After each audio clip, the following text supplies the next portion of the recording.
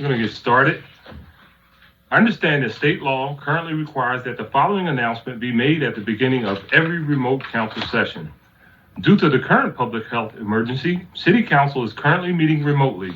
We are using Microsoft Teams to make this remote meeting possible. Instructions for how the public may view the meeting and offer public comment are included in the stated meeting notice that was published in the Daily News, Inquirer, Legal Intelligencer prior to the meeting, and can also be found on phlcouncil.com.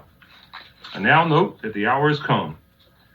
The clerk will please call a roll to take attendance, and members that are in attendance will please indicate that you are present when your name is called. Thank you very much. Mr. Decker? Councilwoman Bass? Good morning, Mr. President, Morning. colleagues, and the viewing public. I am present. Morning. Councilwoman Brooks?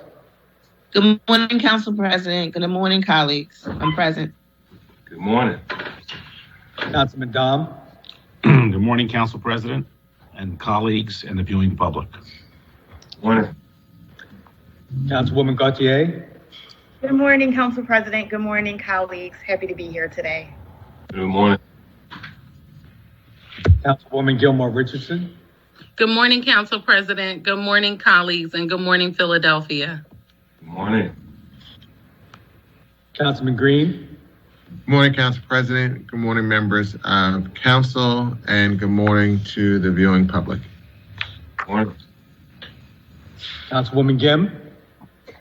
Good morning, everybody. Good morning, colleagues. Good morning.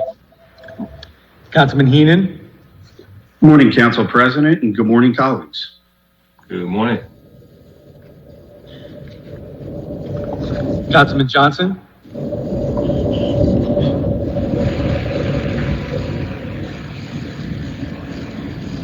Councilman Johnson? Councilman Good morning, Jones? Council President. Good morning, Councilman Johnson. Good morning, Council President. Good morning, colleagues. Councilman Jones? Good morning, Mr. President. Good morning, colleagues. Good morning, Philadelphia. Good morning, sir. Councilman O? Good morning, Council President. Good morning, colleagues. Good morning. Councilman O'Neill?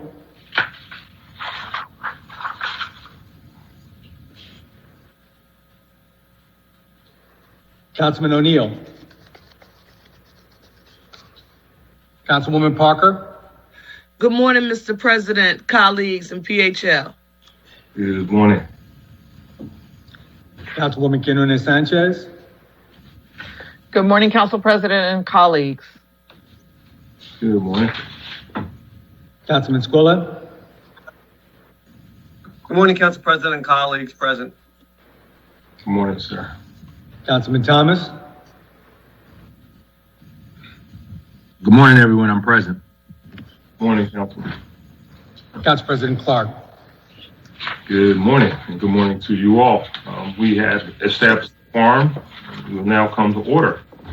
Despite the great need, there will be no invocation today. We will, however, observe a very brief moment of silent prayer for our city, its leaders, and citizens during the current public health crisis. And I can't emphasize enough to everyone, please be safe. Please follow the safety guidelines that have been established. Let's have a brief moment of silence.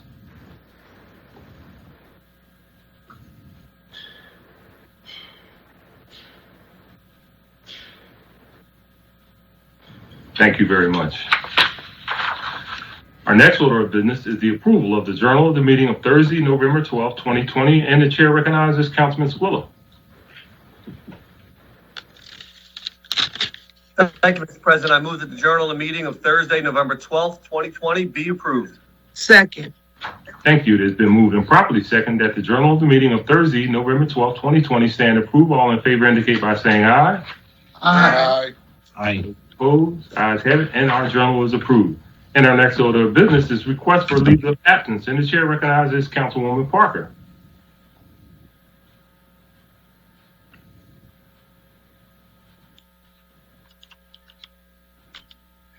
Thank you, Mr. President. On behalf of the members of council, there are no requests for leaves of absence today.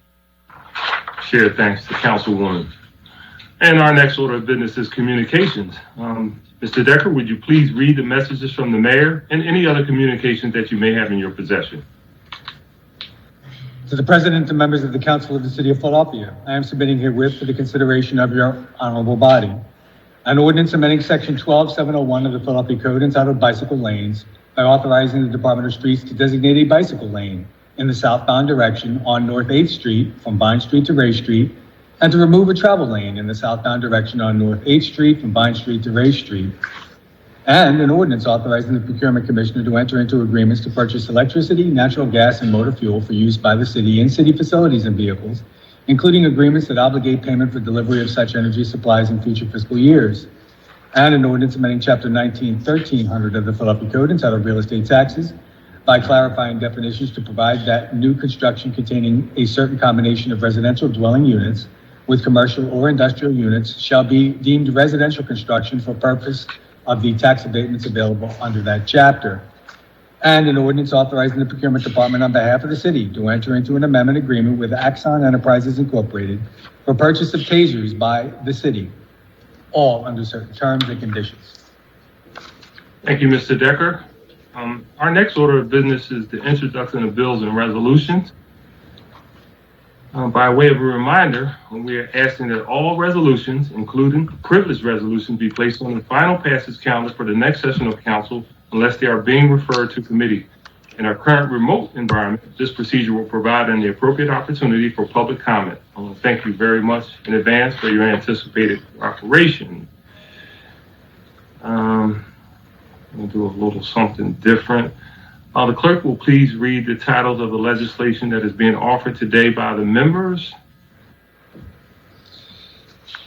Councilwoman Parker offers 3 bills and 2 resolutions. On behalf of Council President Clark, she offers an ordinance amending Chapter 1300 of the Philadelphia Code entitled Real Estate Taxes by modifying the amount of certain tax abatements,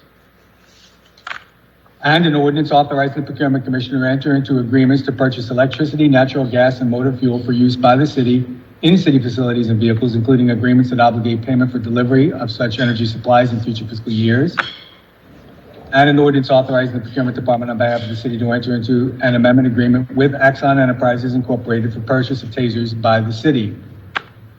Also, for Council President Clark, a resolution recognizing and honoring the dedicated and loyal service of Marcel S. Pratt, Esquire. And on her own behalf, Councilwoman Parker offers a resolution authorizing the Committee on Commerce and Economic Development to hold hearings on the state of Philadelphia's neighborhood commercial corridors. Mr. Decker, I just want to do something a little different, and I'll ask my colleagues to please indulge me. I rarely ask for such indulgence. I would like to speak on a particular bill that was introduced on my behalf by Councilwoman Parker. So to keep along with the time-honored tradition of council, I would have to, I guess, virtually step down as the chair in order to give my comments. So I would ask Councilwoman Parker to virtually take the chair for a moment so I may speak on this particular bill. Again, I ask my colleagues to please indulge me. I rarely do this, so I'll ask for your indulgence in terms of the time. Councilwoman Parker, can you please take the virtual chair while I make these comments on the bill that I introduced? Thank you, Mr. President. The chair recognizes Council Member Darrell Clark from the mighty 5th Councilmatic District. Oh, wow. Folks, I just want to let you know I didn't ask for such a very awesome introduction, but thank you so much, Councilwoman. So real quick, I'll try to be as quick as possible, but for me to do this, I've only done it a couple of times, but it is something that I'm passionate about. Over the last couple of years, we in council have been looking at issues as it relates to our neighborhoods and the continued changes in our neighborhoods, the continued concerns about gentrification, the continued concerns about lack of investment, the continued concerns about opportunities in our communities at large. We have attempted to do something for the last couple of years. As last year, we actually introduced a construction tax that would in our minds, put a significant amount of stimulus, like to call it what it is, in our local economy, particularly as it relates to opportunities for neighborhoods. Unfortunately, last year we were not able to get that done. So as you all know, we introduced a construction tax bill again this year, and it is before us as soon as we determine to have a public hearing. Today, we introduced legislation that reduces the tax abatement on commercial tax abatement, and essentially it is a comparable number when you look at the dollar figure as to the 1% construction tax. It is an option based on multiple conversations that I've had with individuals, particularly individuals from the industry, with respects to concerns about one thing or another. But I have to say that I'm very concerned about the level of conversation that we've had over the last couple of months, and I know all of you have talked to different persons. And I want to say that I'm disappointed in the pushback, in the need and willingness to do something to make sure that our entire city benefits in a meaningful way, to keep pace with the significant market rate development that has been happening in our communities, and the concerns about not only gentrification, but the concerns about lack of opportunity. Those opportunities and those disparities have been magnified as a result of the pandemic and the recent unrest. And a lot of people have recognized it, things that a lot of us have known for a long, long time. I mean, this is not new. People have been challenged for a long, long time. And when you talk about those disparities, you talk about an increasing wealth gap, you talk about a decreasing lack of opportunities as things become more challenged in the country. Those opportunities become more challenging for those that don't have not traditionally had those opportunities.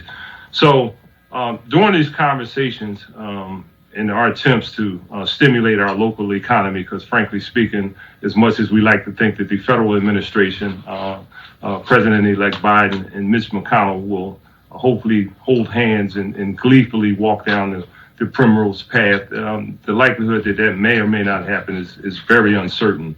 So as that conversation happened, I want to start off by saying I really want to thank the BIA, the Building Industry Association, for their long-standing tradition of having conversation and having significant input. I also want to thank Ryan Boyer.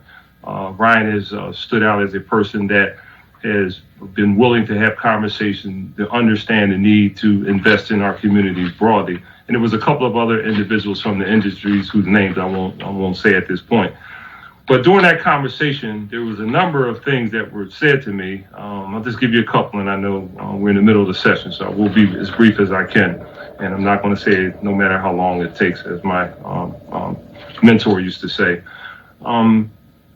They talked about, some say that, we're picking on one particular industry, the development industry. And, I'm like, well, I hear what you say, but the others might say, well, why does that particular industry get so much incentives over the course of the years? And I'll lay out some of those tax incentives and other opportunities that they've gotten over the years. And we understand the need to increase opportunities in development and real estate across the city, because it does stimulate a local market. Then some say the economic impact on that industry is devastating. I actually heard that yesterday on a call, and I don't think people understand the devastation that has happened in these neighborhoods across the city of Philadelphia way, way before the pandemic. And it's a much more devastating because you're starting at a much lower threshold. Then they talked about, there was a conversation about looking at the jobs and the new development in these communities. It was such a great thing, but the simple reality is in a lot of these communities, the people in those communities aren't getting the jobs. The people in those communities are not getting an opportunity to live in the new developments because they're way priced too high. So the benefits to those local people is just not there. So as we move ahead, let's talk about the industry. And I did not want to do this, as I indicated, to the individuals that I know and have worked with for a long, long time. But the fact of the matter is this particular industry over the years have gotten significant and lucrative benefits. Keystone opportunity zones. And on the surface, you say, well, that's a great thing, but there are limited requirements in those keystone opportunities, such as being able to require participation levels that all of us would like to see, to require certain things that small businesses would like to get as a result of that, the lack of flexibility, the 10-year tax abatement, again, limited requirements as it relates to that. The state fashioned a bill, and we appreciated it because we asked for it. But the reality is that there are limitations in terms of what we can require for a person or a developer to take advantage of that 10-year tax abatement, such as participation, such as local hiring, such as local purchasing. We can't require that. The most recent entity, and again, I pointed this out to the members from the industry that were continuing to push back on any opportunity for them to have skin in the game and to deal with this neighborhood. The Tax Cuts and Jobs Act of 2017, very lucrative tax breaks for the real estate developers. And this is one that I didn't know the level of specificity as it relates to the incentives. So this is not my words. So in the contract to American homeowners, in contrast, which actually all of you, if you own a home, you've noticed that your exemptions have dwindled significantly. Your ability to write off certain taxes, you may have seen in your paycheck in the Tax Act of 2017 that your taxes have gone up because of the category that you find yourselves in. But as a result, in the estimate issued by the Congressional Joint Committee on Taxation, 4 new tax breaks will result in a stunning $66 billion windfall for real estate developers. These new tax breaks include $30 billion windfall for new pass-through and real estate dividend deductions, $16 billion for windfall for real estate exemption for limitations on interest deduction, $22 billion windfall for real estate exemption from like-kind exchange repeal. This also includes the capital gains tax breaks afforded developers who build in opportunity zones. And you'll see across the city buildings reaching up through the sky. They're in opportunity zones where those zones get substantially reduced capital gains tax and eliminates them on any profit from the sale of property they own for 10 years. I mean, this is some extremely lucrative tax breaks that this industry has gotten on top of what we've done on a local level. So my concern is when we ask for them to simply put a little bit of skin in the game to help us rebuild our communities across the city, and it's not just affordable housing, it's an investment in neighborhoods, formerly choice neighborhoods, it's investment in the people, it's providing real jobs for real people in neighborhoods. You know, we're getting all this pushback. So, Madam Chair, I just want to say thank you all for your indulgence, because I don't do this, but I'm very passionate about this issue. And I hope, and speaking not only to you colleagues, because you've been real good about understanding the need, but to the individuals who may be listening to this from the industry, that they need to step to the plate and be supportive of what we're trying to do, because this is a local stimulus. This is not a CARES Act where we have to beg the Senate and the House and the President to enact. This is something that we can do locally. So I ask all parties involved, all parties in impact, to be serious about this, to step up to the plate, put some skin in the game, and allow us to borrow $400 million under the Neighborhood Preservation Initiative and get this movement in the city of Philadelphia. So, Madam Chair, thank you again.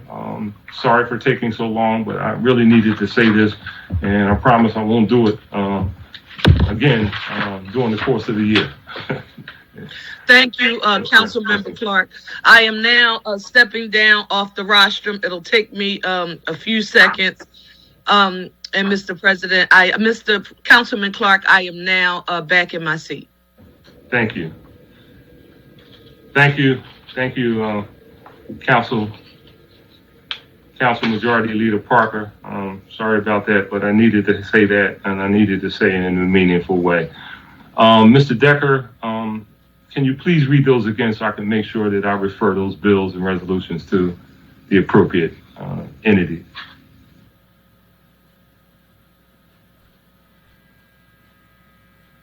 You want me to read Councilwoman Parker's legislation? Yeah, because I don't think I referred them to committee.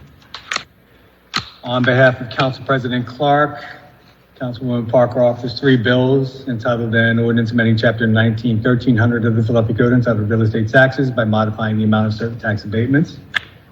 For the committee.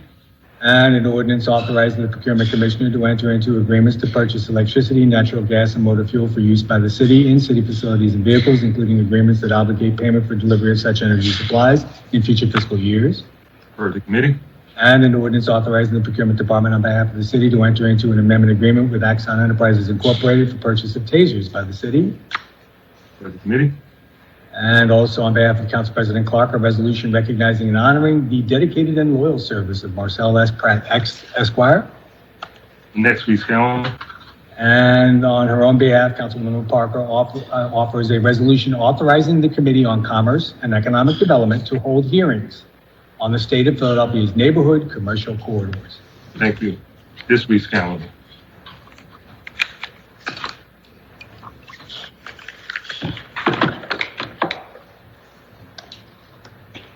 Councilwoman Gilmore Richardson offers a resolution declaring the intent to prioritize climate action and environmental justice in the ongoing COVID-19 recovery effort.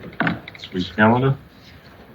Councilman Jones offers 5 bills entitled an ordinance authorizing the Commissioner of Public Property on behalf of the city to acquire fee simple title or a lesser interest in real estate by purchase, dedication, donation, condemnation, agreement in lieu of condemnation or otherwise in parcels of land along the Schuylkill River and the Wissahickon Creek for public recreational purposes. And an ordinance amending bill number 010267 entitled an ordinance establishing a no truck parking regulation on Lancaster Avenue from 52nd Street to 63rd Street, both sides, to include and establish tow-away regulations for trucks on Lancaster Avenue from 52nd Street to 63rd Street, both sides. Committee. And an ordinance authorizing the installation of a traffic signal on the intersection of Upland Way and Burke Street. For the committee. And an ordinance establishing a no truck parking regulation on Parkside Avenue, both sides from 50th Street to Belmont Avenue, 50th Street, both sides from Parkside Avenue to Jefferson Street, Jefferson Street, both sides from 50th Street to its terminus, and 49th Street, both sides from Parkside Avenue to Jefferson Street. For the committee. And an ordinance establishing a no truck parking regulation on Henry Avenue, both sides from Allegheny Avenue to Abbotsford Avenue. Also referred to committee.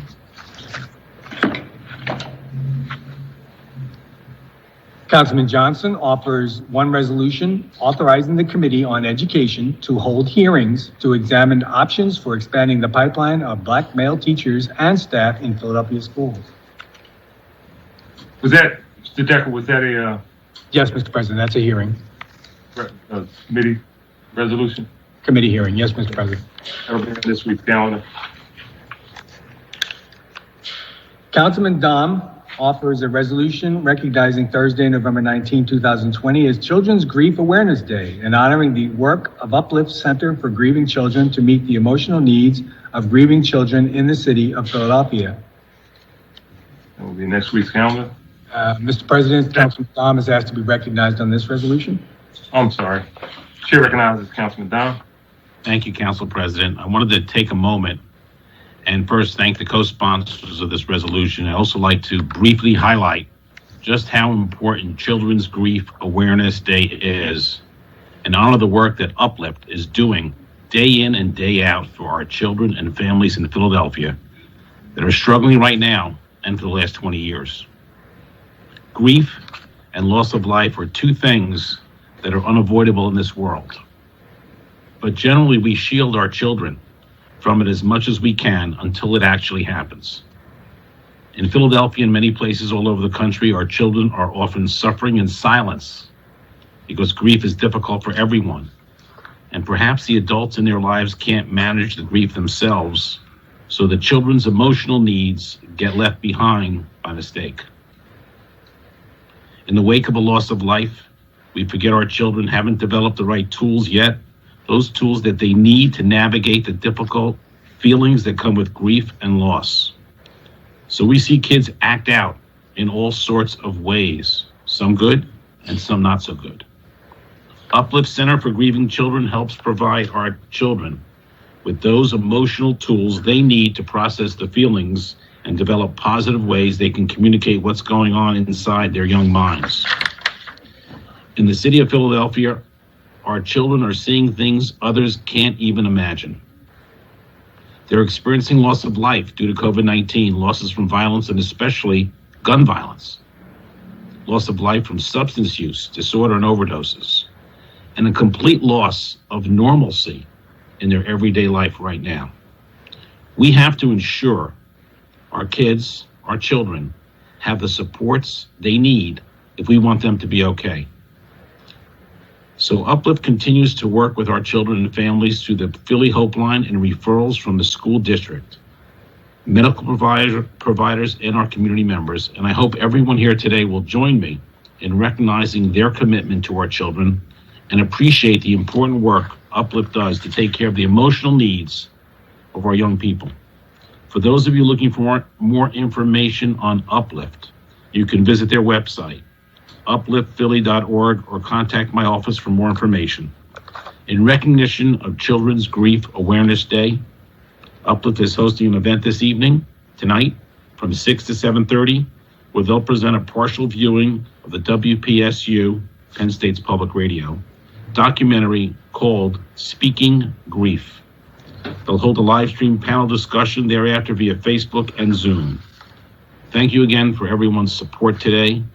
And please, to anyone in the public who's listening, or if you know somebody, or if you know a child that needs help managing after the loss of a loved one, call our office at 215-686-3414. We'll help you find the resources that you need. This is an important matter. Thank you very much, Council President. Thank you, Councilman. We'll go to next week's calendar.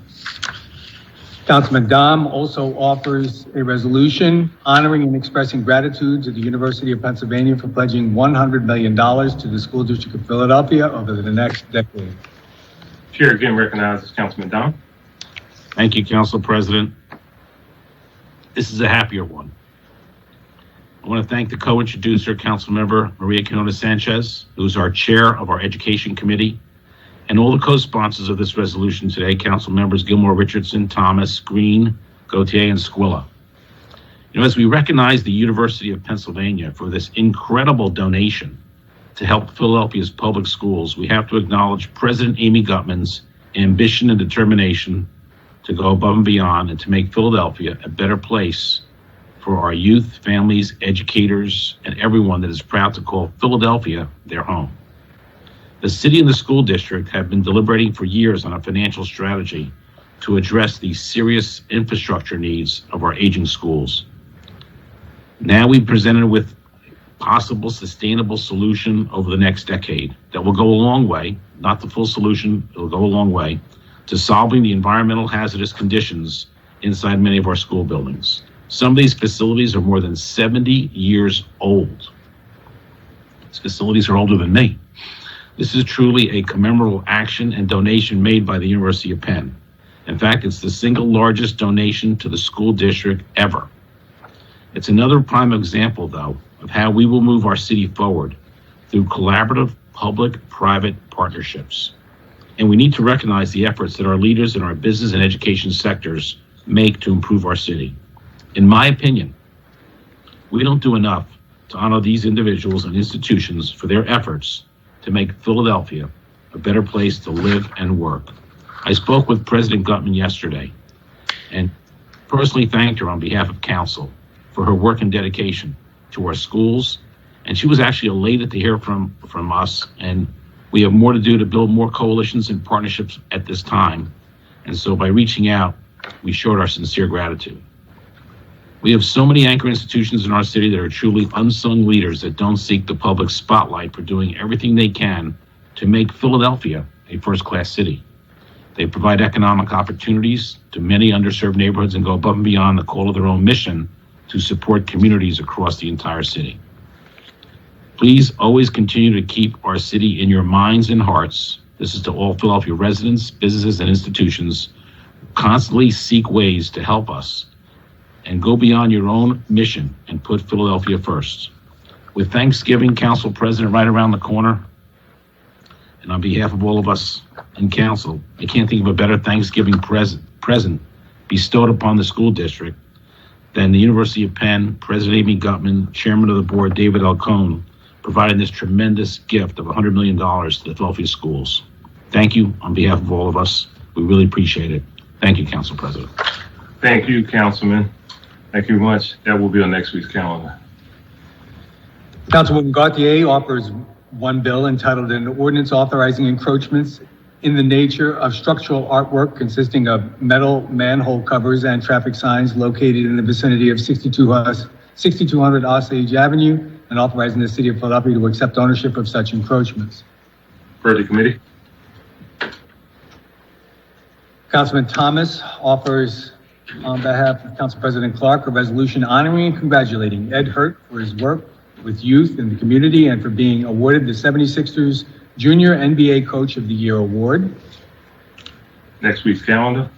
And on his own behalf, Councilman Thomas offers a resolution honoring and congratulating the Northeast High School boys soccer team on their successful 2019-2020 season, an overall 12-1-1 record in the Philadelphia Public League. Next week's calendar.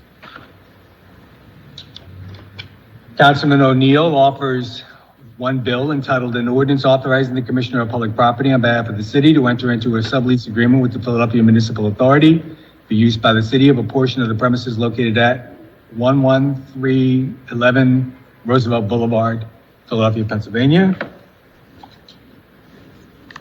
Further committee. Councilman Squilla offers one bill and one resolution entitled an ordinance amending section 12701 of the Philadelphia Code entitled bicycle lanes by authorizing the Department of Streets to designate a bicycle lane in the southbound direction on North 8th Street from Vine Street to Ray Street, and to remove a travel lane in the southbound direction on North 8th Street from Vine Street to Ray Street. Further committee. And a resolution proclaiming November as Lung Cancer Awareness Month. And that will be on next week's calendar. There are no other bills or resolutions being offered by the members, Mr. President. Thank you very much, Mr. Decker. And our next order of business is reports from committee, and the chair recognizes Councilwoman Parker for a report from the Committee of the Whole. Thank you, Mr. President. The Committee of the Whole reports out 7 resolutions with a favorable recommendation. Thank you. Mr. Decker, please read that report. To the President and members of the Council of the City of Philadelphia, the Committee of the Whole, to which is referred resolution number 200132, entitled a resolution appointing Garcia Primavera to the Board of Directors for the Old City Special Services District, and resolution number 200133, entitled a resolution appointing Valerie Lyons to the Board of Directors for the Old City Special Services District, and resolution number 200134, entitled a resolution appointing Catherine Bittner to the Board of Directors for the Old City Special Services District, and resolution number 200135, entitled the resolution appointing Jonathan Dubrow to the Board of Directors for the Old City Special Services District, and resolution number 200271, entitled the resolution appointing Jack Soloff to the Board of Directors of the Center City District, and resolution number 200272, entitled the resolution reappointing Randall Scott to the Board of Directors of the Center City District, and resolution number 200567, entitled the resolution appointing Angela Val to the Board of Directors of the Center City District. Respectfully reports it as considered the same and returns the attached resolutions to council with a favorable recommendation. Thank you, Mr. Decker. Resolutions number 200132, 200133, 200134, 200135, 200271, 200272, and 200567 will be placed on our final passes calendar at our next session of council. Chair now recognizes Councilman Johnson for a report from the Committee on Rules. Thank you, Council President. The Committee on Rules reports out one bill with a favorable recommendation. Thank you. Mr. Decker, would you please read their report? The Committee on Rules, to which is referred bill number 200416, entitled an ordinance to amend the Philadelphia zoning maps by changing the zoning designations of certain areas of land located within an area bounded by Buckingham Street Extended, the Delaware River, Orthodox Street Extended, and Richmond Street.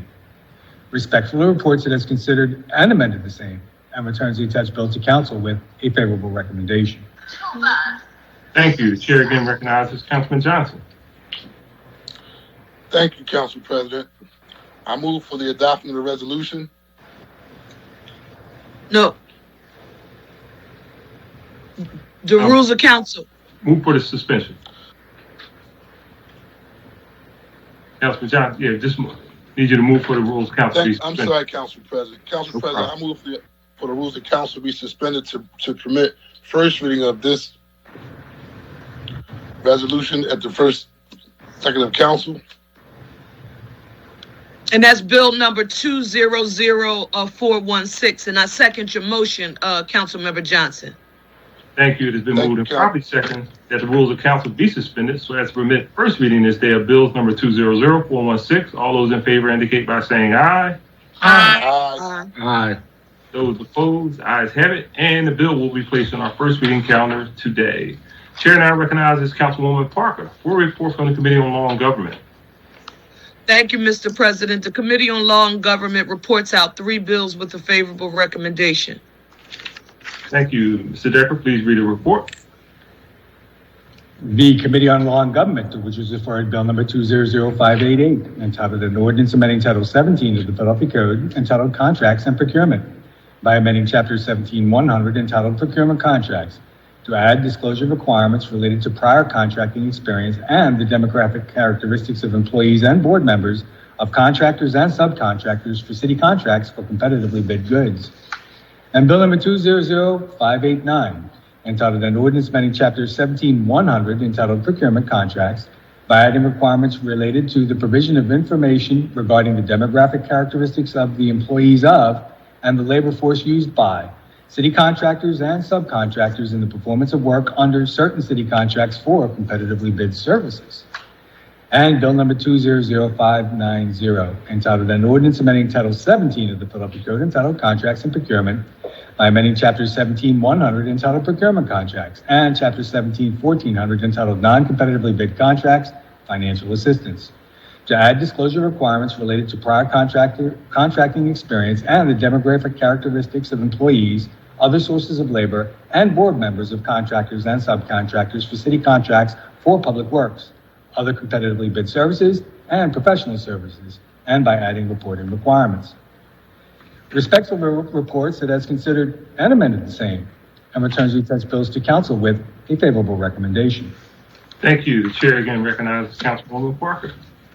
Thank you, Mr. President. I move that the rules of council be suspended so as to permit first reading this day of bill numbers 200588, 200589, and 200590. Second. Thank you. It has been moved and properly second that the rules of council be suspended so as to permit first reading this day of bills number 200588, 200589, and 200590. All those in favor will indicate by saying aye. Aye. Aye. Those opposed, ayes have it, and these bills will be placed on our first reading calendar today. That concludes our reports on committee. And our next order of business is consideration of the calendar. I note that the bills just reported from committee with the suspension of the rules have been deemed to have had a first reading.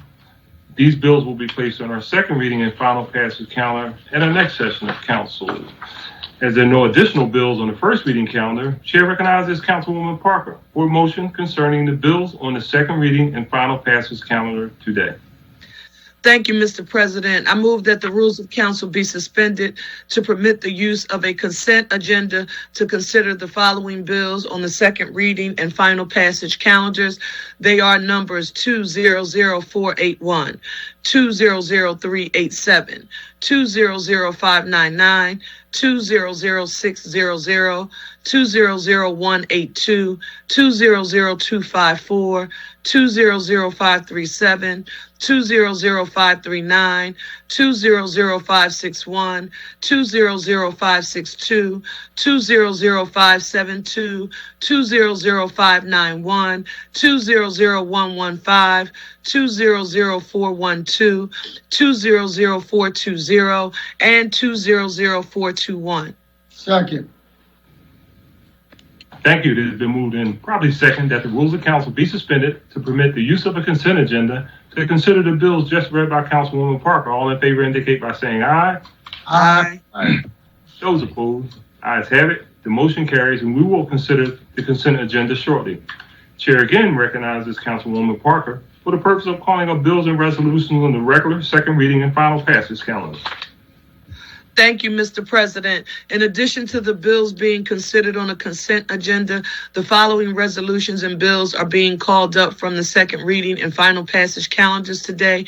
They are numbers 200491-A, 200629, 200631, 200632, 200633, 200634, 200637, 200638, 200640, 200093, 200162, 200353, 200544, 200574, and 200425.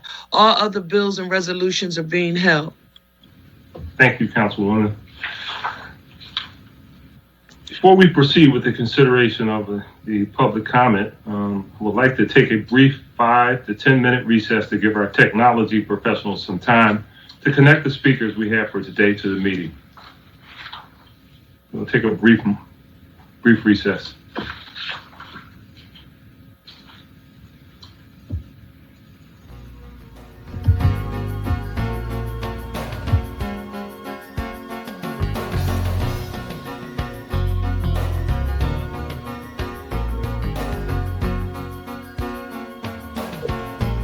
Christopher.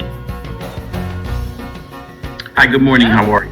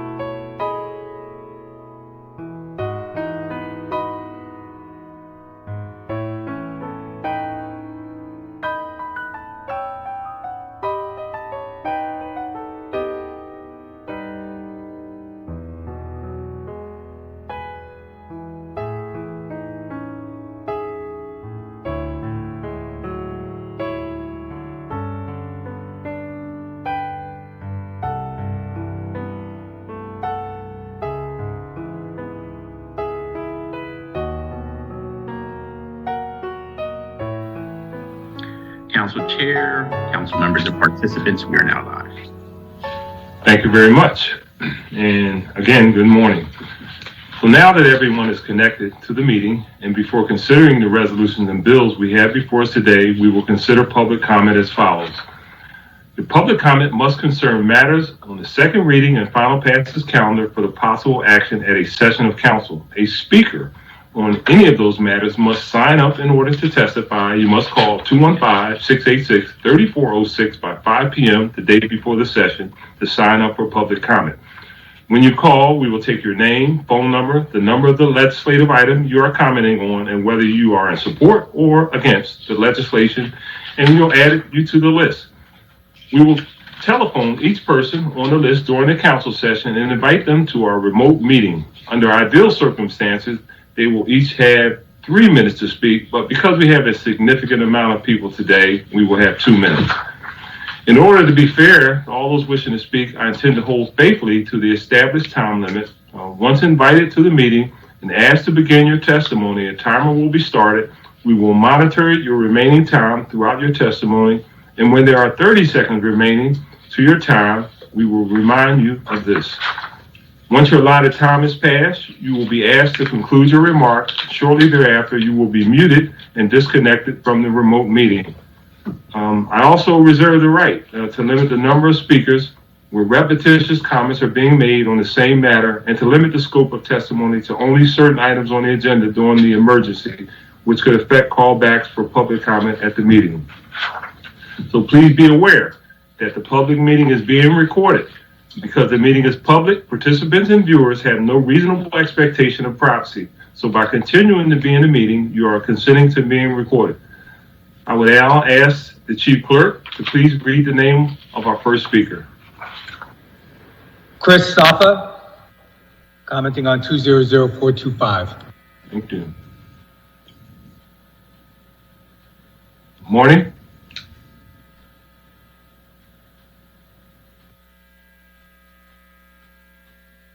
Morning, sir.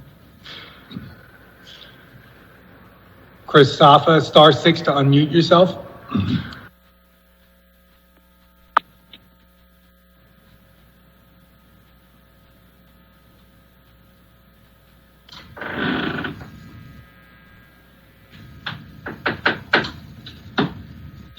Mr. Decker, I guess we'll move on and maybe we can reconnect.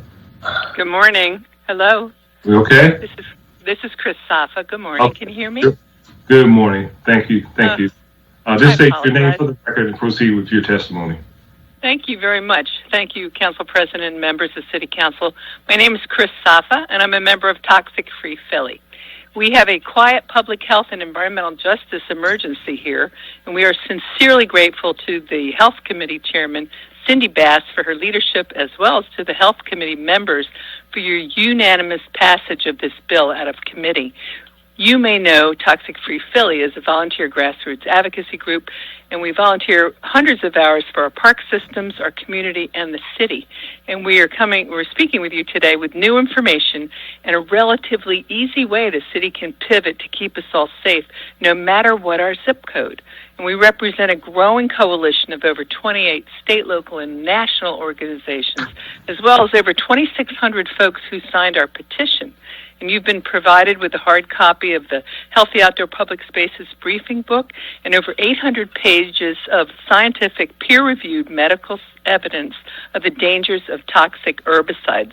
So what is this bill about? Weeds. It's not really about cash or how we spend it. It's about cancer. It's about public health and fixing environmental and racial injustice. We urge you to let the science drive the policy. It's a free country and everyone's allowed to make a profit, but we respectfully ask you to choose people over products, which we've been told are safe, but now we know they are very dangerous. And we're reminded that they are legal, but sadly we all know from experience that just because it's legal doesn't mean it's safe, and it's very hard to argue for using our taxpayer dollars to poison our land, our water, and all of us without our permission or knowledge. We see this bill providing the best possible outcome for everyone involved. Thank you. Thank you very much for your testimony. The next speaker is Dr. Sarah Evans, commenting on 200425. Can you hear me? Yes, good morning, doctor. Please state your name for the record and proceed with your testimony. Hi, I'm Sarah Evans. I'm an assistant professor of environmental medicine and public health at the Icahn School of Medicine at Mount Sinai in New York City. As a public health professional with expertise in children's health and the environment, I, along with my colleagues, advocate against the use of synthetic pesticides in areas where children play, live, and learn, and we support the passage of Bill 200425. We're particularly concerned about the unique vulnerability of children to the health effect of pesticides. Children play close to the ground where pesticides settle. They put their hands in their mouths and breathe more rapidly than adults, increasing inhalational exposures. So it's not surprising that the CDC finds that children have higher levels of pesticides in their bodies than adults. Low levels of exposure that are experienced by the general public have been associated with increased risk of birth defects, asthma, certain cancers, learning and behavior problems, and autism. We're also greatly concerned about the impacts of pesticides on children in BIPOC communities who are disproportionately impacted by both harmful exposures and chronic illnesses. The CDC, again, finds higher pesticide exposures in Black and Hispanic individuals. We have several lines of evidence that show toxicity of common herbicides that are used for cosmetic purposes. Glyphosate, the active ingredient in Roundup, is a probable human carcinogen, with recent studies showing an up to 43% increase in non-Hodgkin lymphoma in glyphosate applicators. No studies have examined the effects of long-term exposures to glyphosate on children. Because many communities are replacing glyphosate with other herbicides such as 2,4-D, a known neurotoxin and hormone disruptor, and greater than 95% of pesticide formulations consist of inert ingredients also classified as respiratory irritants, neurotoxins, and carcinogens, we recommend against the use of all cosmetic herbicides in public places. Unfortunately, the common practice of allowing 24 or 72 hours to pass before allowing play on fields is not sufficiently protective. The half-life of glyphosate is 47 days. However, some studies estimate it to be as long as 197 days. Likewise, for 2,4-D, that half-life is 10 days in soil. Given the propensity of children to play in soil and the fact that pesticide half-life is lengthened by temperature and weather conditions as well as soil microbial content, it's difficult to accurately predict when safe play can resume. Children's risk of pesticide exposure and associated harms could easily be mitigated by restricting the use of synthetic herbicides in favor of organic methods proven to be safe and effective. For this reason, we urge you to pass Bill 200425 to protect the health of your most vulnerable constituents. Thank you. Thank you very much for your testimony. The next speaker is Dr. Linda Stern, commenting on 200425.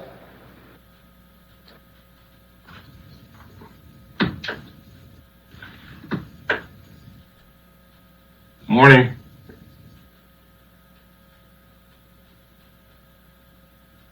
Star 6 to unmute yourself, Dr. Stern. I see you are on mute.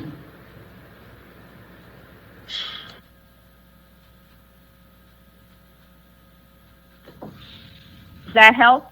Yes. Good morning. Just state your name for the record and proceed with your testimony. Okay, can you hear me now? I'm sorry, can you hear me now? Yeah, we can hear you. Just state your name for the record Okay, and proceed with your testimony. Thank you. Dr. Linda Stern. Good morning, President Clark and members of City Council. Thank you for the opportunity to make public comment on a critical public health issue. My name is Dr. Linda Stern. I strongly support passage of Bill 200425. Medical, scientific evidence of harm from herbicides is overwhelming. I know what herbicides can do. Most of my medical career was served at the Philadelphia Veterans Affairs Medical Center, where I treated veterans exposed to Agent Orange. The United States government acknowledges 14 diseases that were caused by this herbicide, yet the Philadelphia Parks Department continues to spray 2,4-D, one of the two active ingredients in Agent Orange, for weed control where children play, in parks, on grounds, on ball fields. Acute exposure to 2,4-D can cause coughing, vomiting, loss of muscle coordination, diarrhea, coma, and even death. Over time and at low levels, it's been linked to Parkinson's disease, liver disease, reproductive abnormalities, and much more. I'm sorry, can you folks hear me? Yeah, we hear you. Go ahead. Oh, okay, fine. Someone told me it's not. Okay. And as you heard, the Parks Department also sprays glyphosate. A 2019 study by the University of Washington showed that glyphosate increased the risk of non-Hodgkin's lymphoma by more than 40%. Philadelphia is the fourth worst city for asthma in the country. 1 in 4 children in West Philadelphia suffer from this disease. There are many causes, but herbicides are proven to be both a cause and a trigger for asthma. There are no established safe levels of herbicides. Health harms have been demonstrated at very low levels, and they can even be passed to future generations. Golf courses use 4 to 7 times the amount of pesticides per acre than agricultural land. A mortality study of golf course operators found elevated levels of cancer, respiratory and neurological diseases compared to the general public. Anyone on the golf course or nearby is at risk. Herbicides don't stay put. The drift from airborne pesticide particles and dust puts children at particular risk. You have the opportunity to pass legislation to ban the use of toxic herbicides on our public lands. The citizens of Philadelphia deserve no less. Thank you for your attention. Thank you, Doctor. Thank you for your testimony. The next speaker is Julie Snell, commenting on 200425.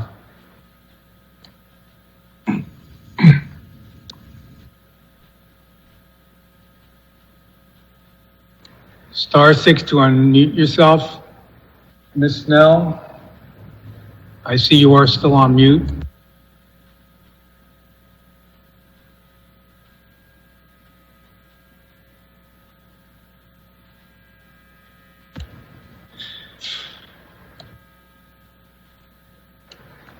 Julie Snell, *6 to unmute yourself. You are on mute.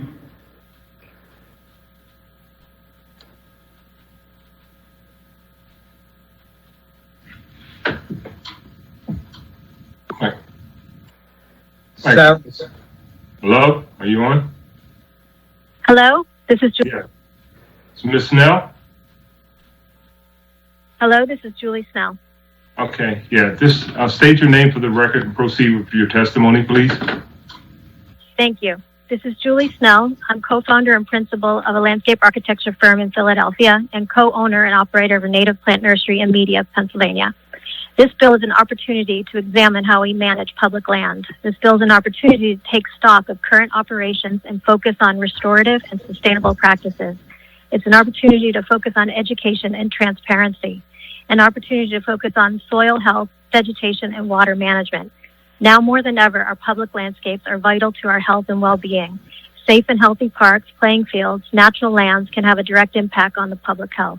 I think we need to start from a premise of the precautionary principle to do no harm, meaning we should do everything we can to eliminate the use of synthetic herbicides and pesticides in our public lands. Although I do understand that it's a tool in the toolbox thinking, this tool should not be used as a matter of convenience. The use of synthetic pesticides is more like a surgical instrument. The problem has become the over-reliance on this method versus its use as a strategic and targeted means of control after other non-toxic methods have been exhausted. I do think this bill is necessary to shift the overall approach to land care. I also think it won't be successful without the support of PPR. I don't think rushing to add amendments to this bill now would be helpful. Instead, there should be a collaborative and thoughtful process following the passage of this bill where PPR and other experts in the field, not pesticide lobbyists, can develop the new rules to implement land stewardship. I'll close by acknowledging that this effort will require increased funding. Caring for our parks, playing fields, and natural land is skilled work, and it has value, and it requires investment. Thank you very much. Thank you very much for your testimony. The next speaker is Sarah Francis, commenting on 200425. Hi, good morning. State your name for the record and proceed with your testimony. I want to confirm that you can hear me. Yeah, we can hear you. Oh, wonderful. Thank you. Thank you for this opportunity. My name is Sarah Francis. I'm a resident of the 8th District. I have worked professionally in the public health, environmental science, and policy fields. For 12 years, I've helped manage public lands organically, first in Lower Merion and now here in the Wissahickon. Today, I want to share with you why I was compelled to work in advocacy on this issue. A couple of years ago, I was visiting Bartram's garden. I happened upon the gardener spraying a few tendrils of poison ivy. I engaged her and asked her what she was doing. She said she was spraying glyphosate. Even though I maintained a distance of 12 feet, I could still smell the chemical and express concern over her lack of protection. She was wearing gloves, but not any protective covering over her nose, mouth, or eyes. I also expressed concern about a group of about a dozen school children who are currently visiting the garden. They were 20 yards away and downwind, and I could plainly see the toxic chemical spray drifting towards them. I asked the gardener why, instead of spraying them with a known carcinogen, we couldn't teach the children about poison ivy, how to identify it, how to avoid it, and why most people are allergic to it, and then just carefully pull it up, as I've done so many times on the properties that I have managed. She merely shrugged and said this is how they manage it. This is the level of nonchalance with which toxic pesticides are viewed and applied in the city. I testified that Bill number 200425 will go a long way towards making Philadelphia public grounds safe and healthy, and I strongly urge you to pass it. I recognize that this is an unprecedented time of overlapping crises, an extraordinary amount of suffering, but every crisis represents an opportunity for much-needed reform and innovative problem-solving that addresses the root causes of problems, not just the symptoms. Thank you for your time and consideration. Thank you very much for your testimony. The next speaker is Ryan Doherty, commenting on 200425.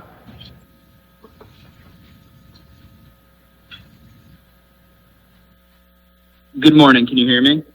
Good morning. Just state your name for the record and proceed with your testimony, please.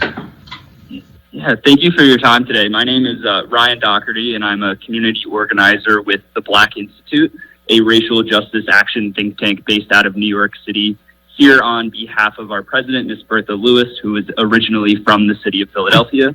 And we're here today to express our support for Bill number 200425 and implore the City Council to unanimously pass the Healthy Outdoor Public Spaces Bill as introduced.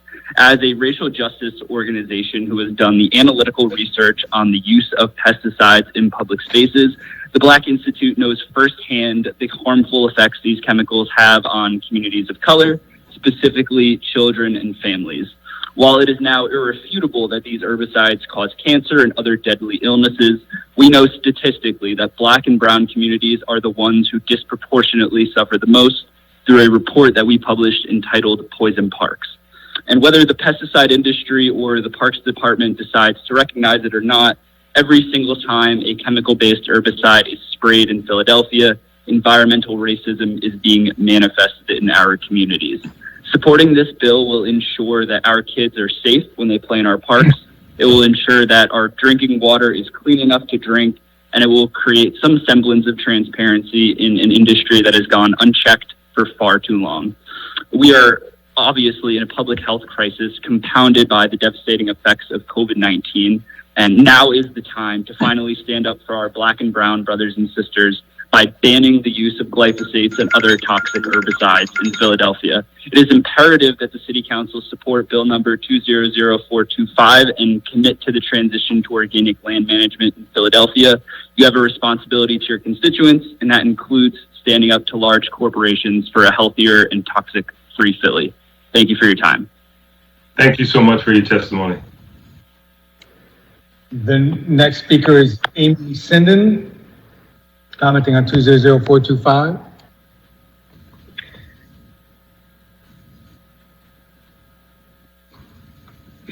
Hello, can you hear me? Yes, good morning. Just state your name for the record and proceed with your testimony, please. Good morning, Council President and members, and thank you for the opportunity to testify. My name is Amy Sinden. I'm on the faculty at Temple Law, where I teach and publish on environmental law. I'm here to assuage any concerns you might have about the legality of the proposed hops ordinance. It's legal. In fact, not only do you have the power to adopt it, under the Environmental Rights Amendment to the Pennsylvania Constitution, you have a duty to adopt it. As an exercise of Council's legislative power over municipal functions here, maintenance of city parks and property, This ordinance falls well within your broad police power authority under the Home Rule Charter to protect the health and safety of Philadelphia's citizens. I understand there's been some worry that the hops ordinance would be preempted by the Pennsylvania Pesticide Control Act. Those worries are unfounded. The state pesticide law preempts local laws that conflict with it, but there's no conflict here. The State Pesticide Act provides for the registration of pesticides sold in the state and the licensing of private businesses that apply them. The HOPS Act is about the city's maintenance of its own property by its own personnel. It doesn't in any way regulate or restrict the activities of private parties. So that's the first thing. There's no conflict or overlap between the two. But the second is that even if the Pesticide Act did preempt the hops ordinance, it would be unconstitutional under Article 1, Section 27 of the Pennsylvania Constitution, also known as the Environmental Rights Amendment. That amendment grants the citizens of Pennsylvania the right to clean air, pure water, and the preservation of the environment. And it imposes on all levels of Pennsylvania government, state and local, the fiduciary duties of a trustee to conserve and maintain our public natural resources for the benefit of all Pennsylvanians, including future generations. This is heady stuff, but the Pennsylvania Supreme Court has not been shy about striking down state statutes that conflict with it, and that includes state statutes that preempt municipalities from passing ordinances aimed at protecting the environment. In fact, the Supreme Court's 2013 decision in Robinson Township versus Commonwealth is particularly on point. In that case, the Supreme Court actually struck down Act 13 passed by the all-powerful natural gas lobby to promote fracking. The court said it was unconstitutional because it commanded municipalities to ignore their obligations under the Environmental Rights Amendment. So first, there's no preemption because there's no conflict or overlap between the hops ordinance and the Pennsylvania Pesticide Act. Second, even if there were, any preemptive effect of the State Pesticide Act would be unconstitutional. And finally, under the Environmental Rights Amendment, you actually have an affirmative constitutional duty to pass this ordinance in order to protect the citizens of Philadelphia from the toxic herbicides that are fouling our air and water and threatening the health of our children and grandchildren. Thank you. Thank you very much for your testimony. The next speaker is Dr. Arthur Frank, commenting on 200425.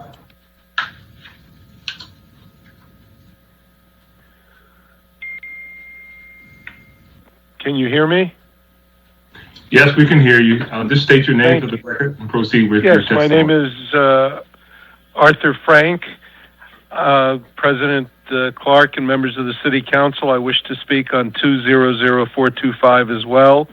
By way of my background, I'm a professor of public health and a professor of medicine at Drexel University. I have a medical degree with training in internal medicine and occupational and environmental medicine, and a PhD degree in biomedical sciences. I've served as a director or deputy director at 2 agricultural safety and health centers in this country, studying pesticides, and this is an issue that affects communities, and I've served for more than 15 years on the Environmental Justice Advisory Board of the state of Pennsylvania, including about 10 years as chair. We need to recognize that pesticides and herbicides are designed to kill. And not only do they kill plants, but they have hazardous effects on humans. As you've heard, glyphosate is a chemical that has been shown to cause cancer. And we need to be careful that this is in fact true, in spite of data manipulation by those that market and sell this product, as we have seen over the years with other products like cigarettes, lead paint, and other materials. With regard to 2,4-D, which is also used, that was a significant part of Agent Orange, which has been shown to cause birth defects, and as you've heard, has been a significant factor in the lives of many of our veterans. The city of Philadelphia needs to adopt this bill. It needs to find a safer way to protect our people and our parks. Thank you very much for allowing me to comment. Thank you very much for your testimony. The next speaker is Mark Liebert, commenting on 200425.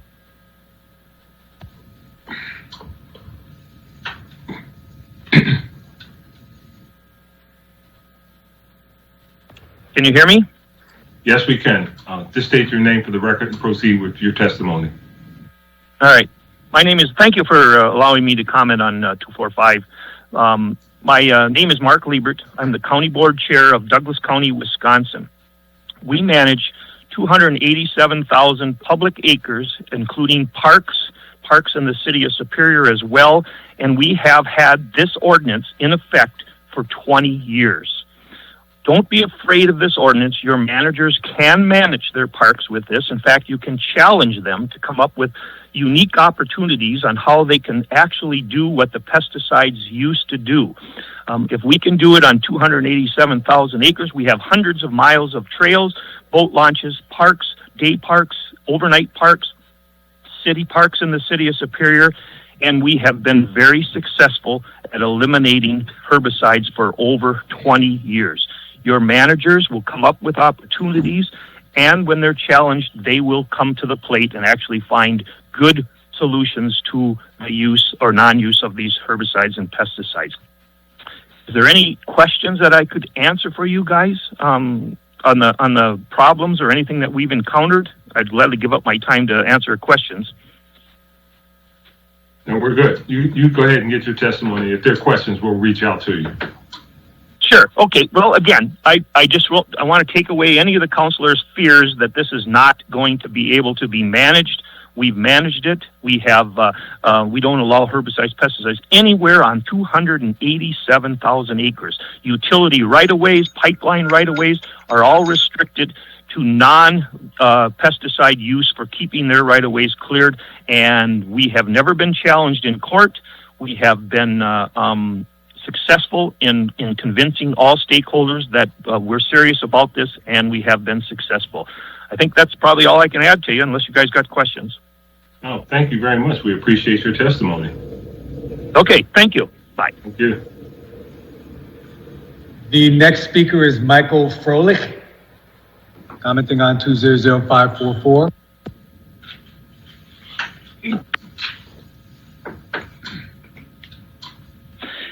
Good morning, Council President Clark and City Council. My name is Michael Froelich, and I am the managing attorney of Community Legal Services Home Ownership and Consumer Rights Unit, and I am a resident of Councilmember Goutier's 3rd District in beautiful West Philadelphia. I'm speaking today in strong support of Bill number 200544, which would curb the most predatory and out-of-control tactics of residential property wholesalers. This is the industry responsible for those ubiquitous "We Buy Houses" signs that are illegally plastered all over our neighborhoods. Over the past few years, Community Legal Services has seen a sharp increase in the number of homeowners targeted by this industry coming to our office. This bill would include 3 important consumer protection safeguards. First, this bill would expand our existing Do Not Solicit list so homeowners could opt out of receiving these solicitations to sell their house. Wholesalers who continue to harass homeowners after being put on notice that a homeowner does not want to be contacted would then be subject to fines. Second, the bill would require wholesalers, like many other professionals operating in the city, to be licensed and to follow a set of ethical guidelines. Third, wholesalers would be required to provide homeowners with a Bill of Rights and a 3-day cooling off period before executing on any contract regarding their home. Many residential property wholesalers use predatory tactics and target our most vulnerable residents, including seniors, to profit from the equity those residents have built over the years. This industry is often most active in our city's rapidly gentrifying neighborhoods, where longtime homeowners may not appreciate how much their home may be worth to out-of-town investors, and this bill will help preserve intergenerational wealth and close the racial wealth gap. I'd like to especially thank Councilmember Dom and his staff for championing this legislation. The bill is supported by not just CLS, but by the Philadelphia Association of Community Development Corporations, Strawberry Mansion CDC, Asociación Puertorriqueños en Marcha, SEBA, and many other community and neighborhood organizations. Finally, I'd like to express my personal appreciation to the Greater Philadelphia Association of Realtors, who not only have supported this legislation, but have been a key ally in moving it forward from the very beginning. Thank you. Thank you for your testimony. The next speaker is Daniel Trubman, commenting on 200387. Hear me? Yes, we can. Good morning. Just state your name for the record and proceed with your testimony. Hello, my name is Daniel Truman, and I'm calling to testify today on Bill 200837, not because I believe it is inappropriate for the council to establish an advisory board to study the Philadelphia parking industry, or the underlying goal of improving the working conditions and pay of the employees of the parking industry. I'm testifying today because I believe the one policy proposal the bill explicitly instructs the advisory board to study, reduction of the city's parking tax, is misguided. In the year 2020, we must move beyond the idea that the way to secure well-paying jobs for working-class residents is to cut the taxes of environmentally destructive industries. It hasn't worked in the past, and it won't work tomorrow. Reducing the parking tax would hinder achieving many of the goals this city, and indeed many council members claim to champion. A city that claims to care about addressing climate change and supporting a green new economy doesn't prioritize making parking cheaper. A city that cares about addressing poor air quality and accompanying health problems doesn't further subsidize driving. A city that is striving to achieve Vision Zero, where no family has to grieve the loss of a loved one in an automobile crash, does not encourage yet more driving. And at a time when the city is facing years of austere budgets, it is especially unconscionable to consider reducing a progressive revenue source that brings in millions of dollars to the city each month. What service does the city envision should be cut even more in the near future for the benefit of drivers? Should more librarians be laid off? More school district employees? Does this council envision the need for human services or homeless services will decrease in the coming years? And finally, though likely most germane, there's little or no reason to believe any of the benefits of reducing the city's parking tax will be passed along to the workers of the parking industry. Instead, we can be almost certain that all the benefits will be captured by drivers, parking lot and garage companies, and property owners. How could the city of Philadelphia justify, especially in the upcoming difficult years, prioritize giving money back to those who park in the city, many of them who aren't even residents of Philadelphia?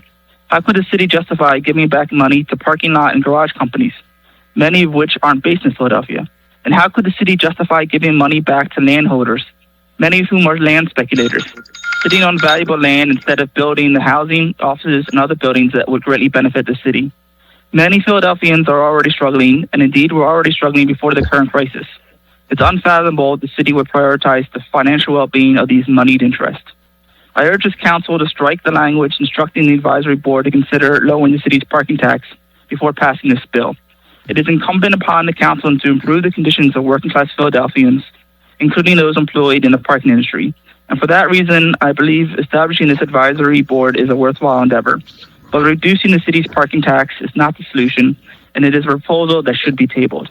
Thank you. Thank you for your testimony, sir. The final speaker today is Queen Judith Robinson, commenting on 200544. Good morning. Good morning. State your name. Queen Judith Robinson here, speaking on bill number 200504.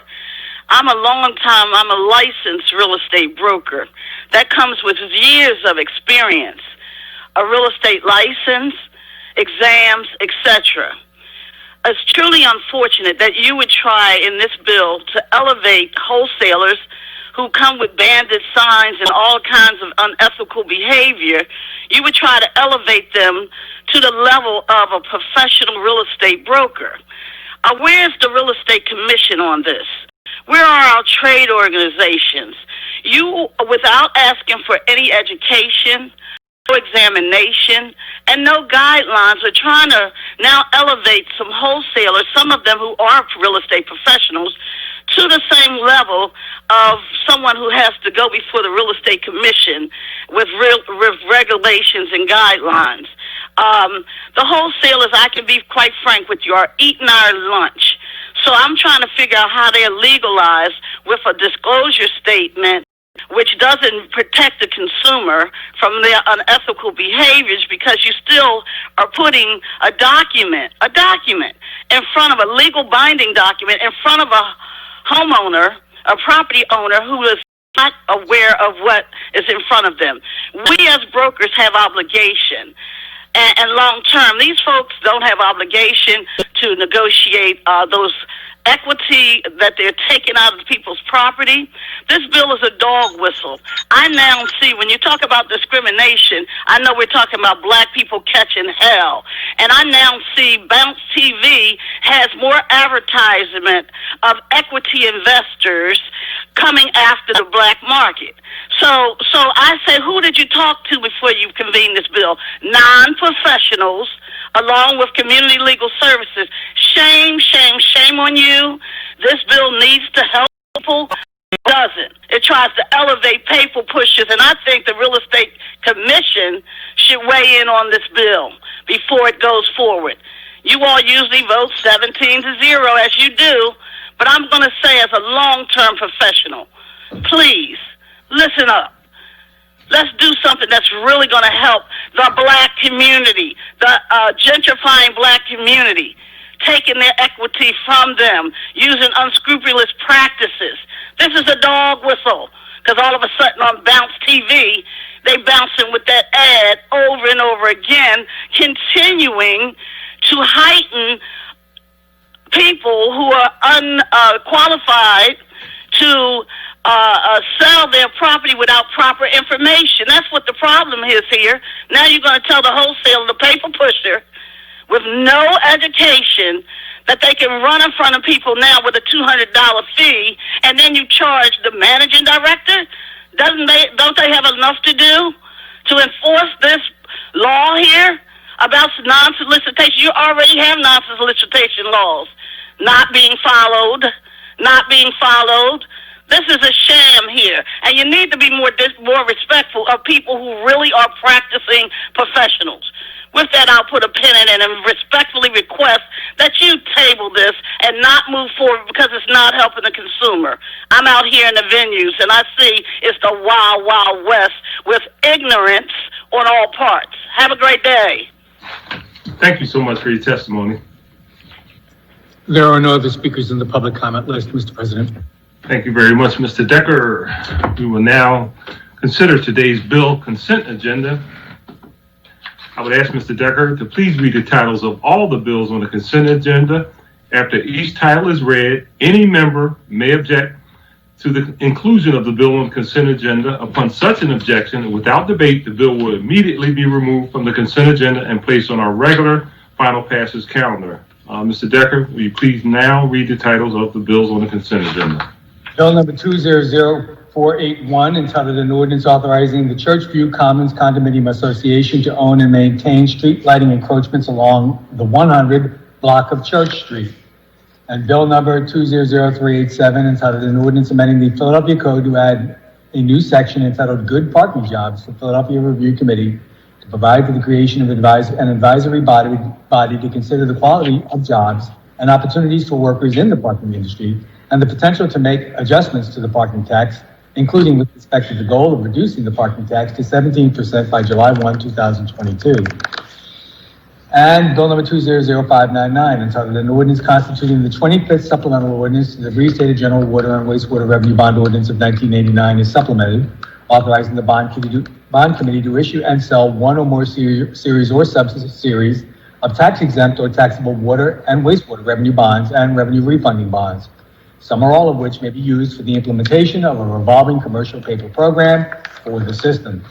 And bill number 200600, entitled an ordinance constituting the 24th supplemental ordinance to the restated general water and wastewater revenue bond ordinance of 1989 is supplemented, authorizing the bond committee to issue and sell one or more series or sub-series of tax-exempt or taxable water and wastewater revenue bonds and revenue refunding bonds.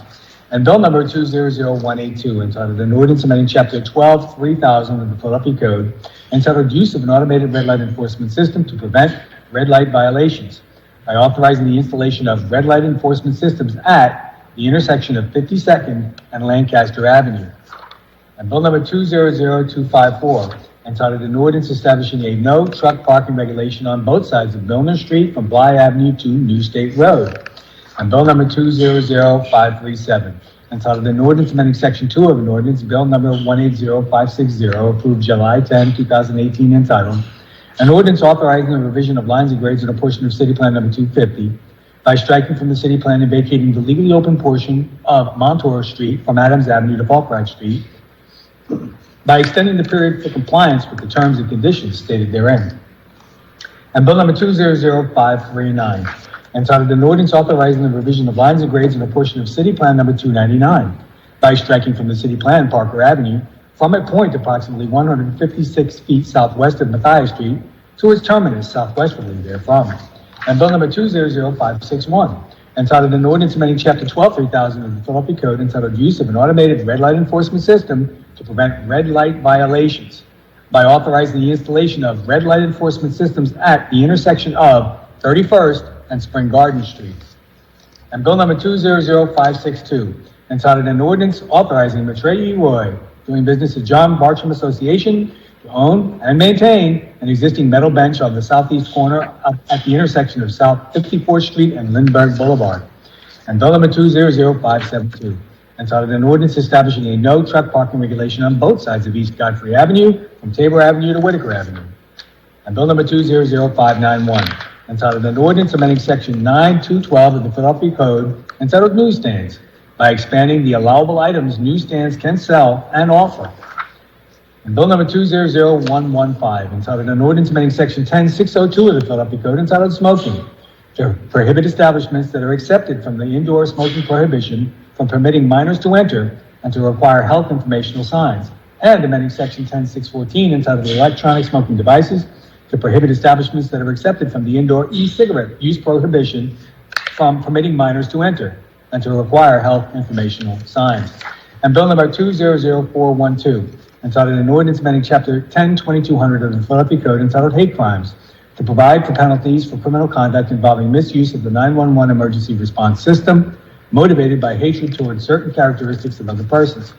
And bill number 200420, entitled an ordinance amending chapter 9800 of the Philadelphia Code, entitled landlord and tenant, to address matters related to the landlord and tenant relationship during the novel coronavirus of 2019 pandemic, including providing for the temporary waiver of certain fees.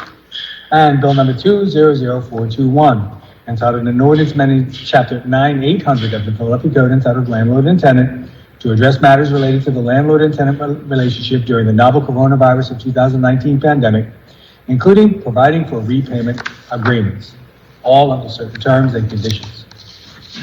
Thank you, Mr. Decker. These bills having been read on 2 different days, the question for each bill now is, shall the bill pass finally?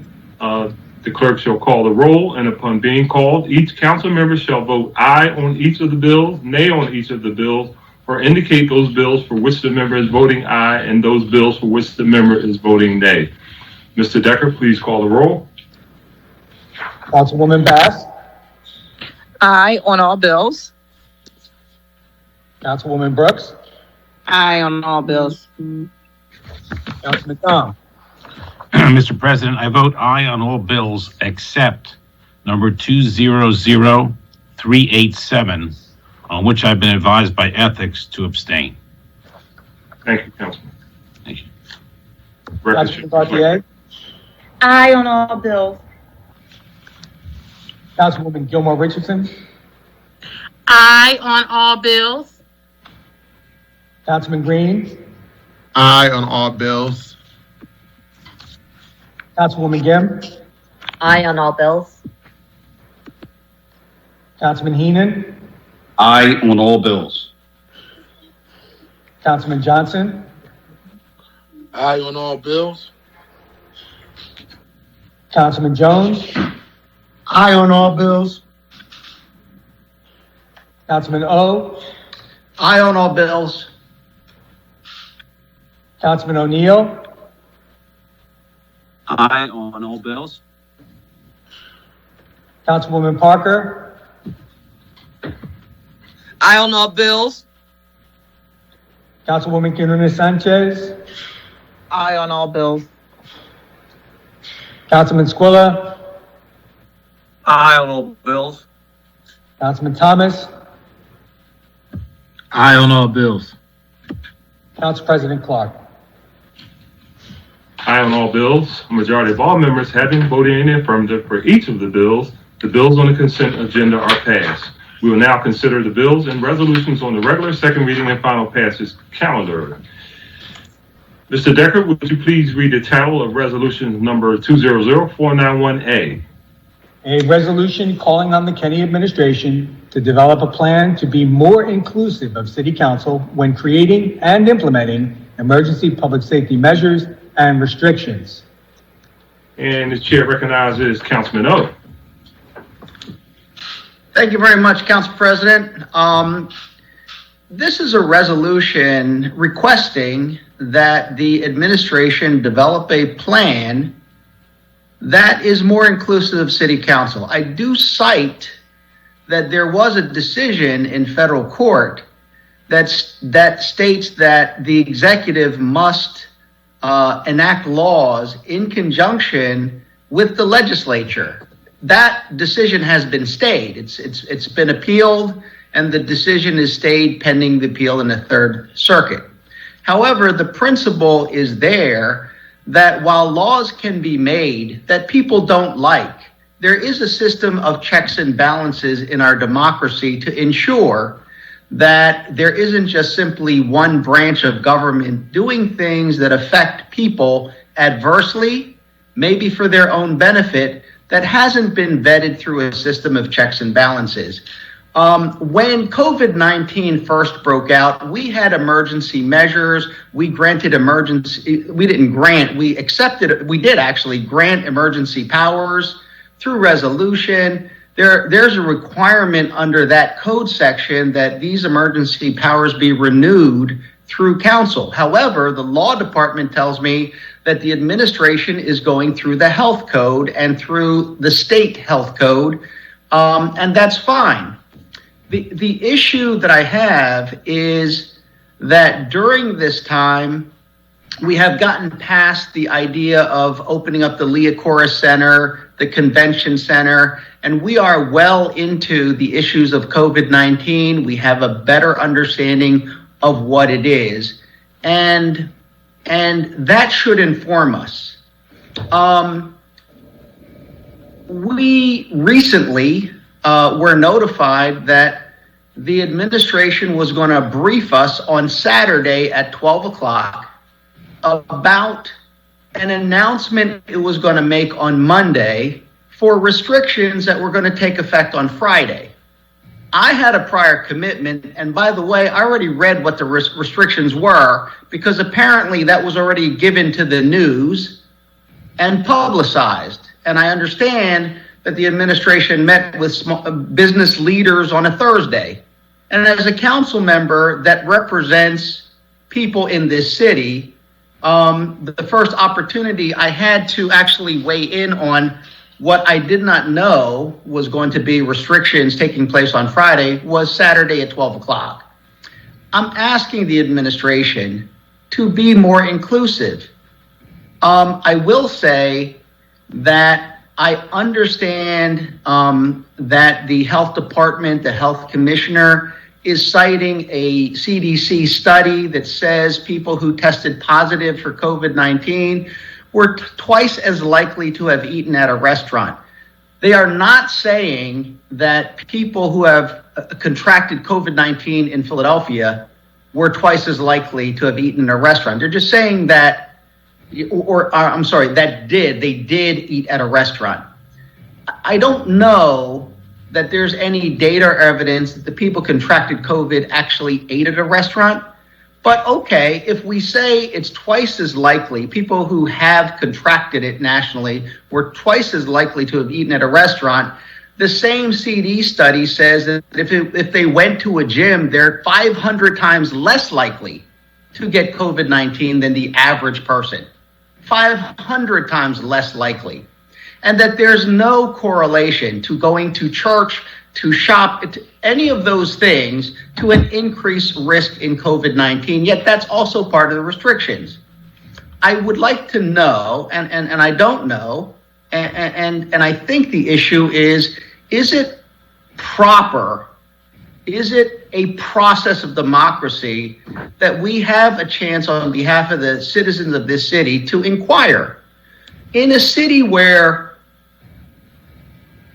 over 50% of the people who have died from COVID-19 are African American, and they only make up 40% of the city, they are dying at a rate 30% higher than the Caucasian population. Is it because they go to the gym 30% more, eat at restaurants 30% more? Like, I am not saying we shouldn't do public safety restrictions. I'm saying this body should inquire to ensure that the answers are provided to us based on science and data, that what we're implementing is correct.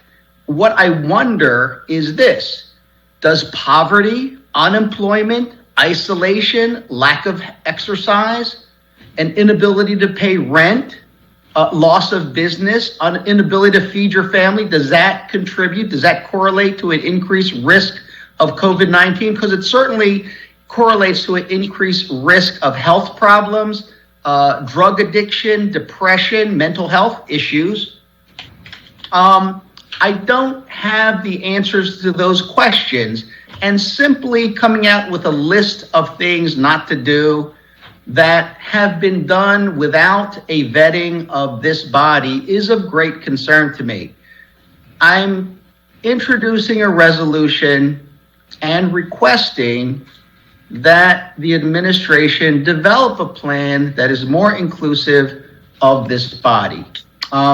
I will finally say that I am not clear. I live 15 minutes from Delaware County, as I often say. I've discovered restaurants and bars in Delaware County while Philadelphia was closed.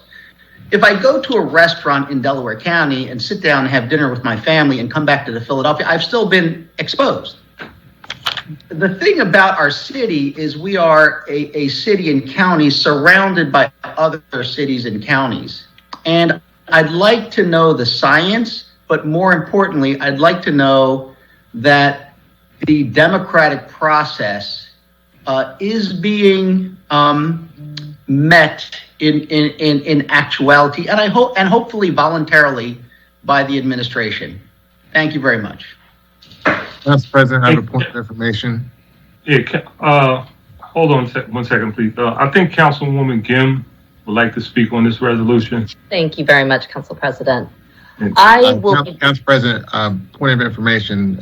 Just want to point, Councilman Green. Yes, point of information. Councilmember O, who are the parties to the lawsuit you referred to in your resolution?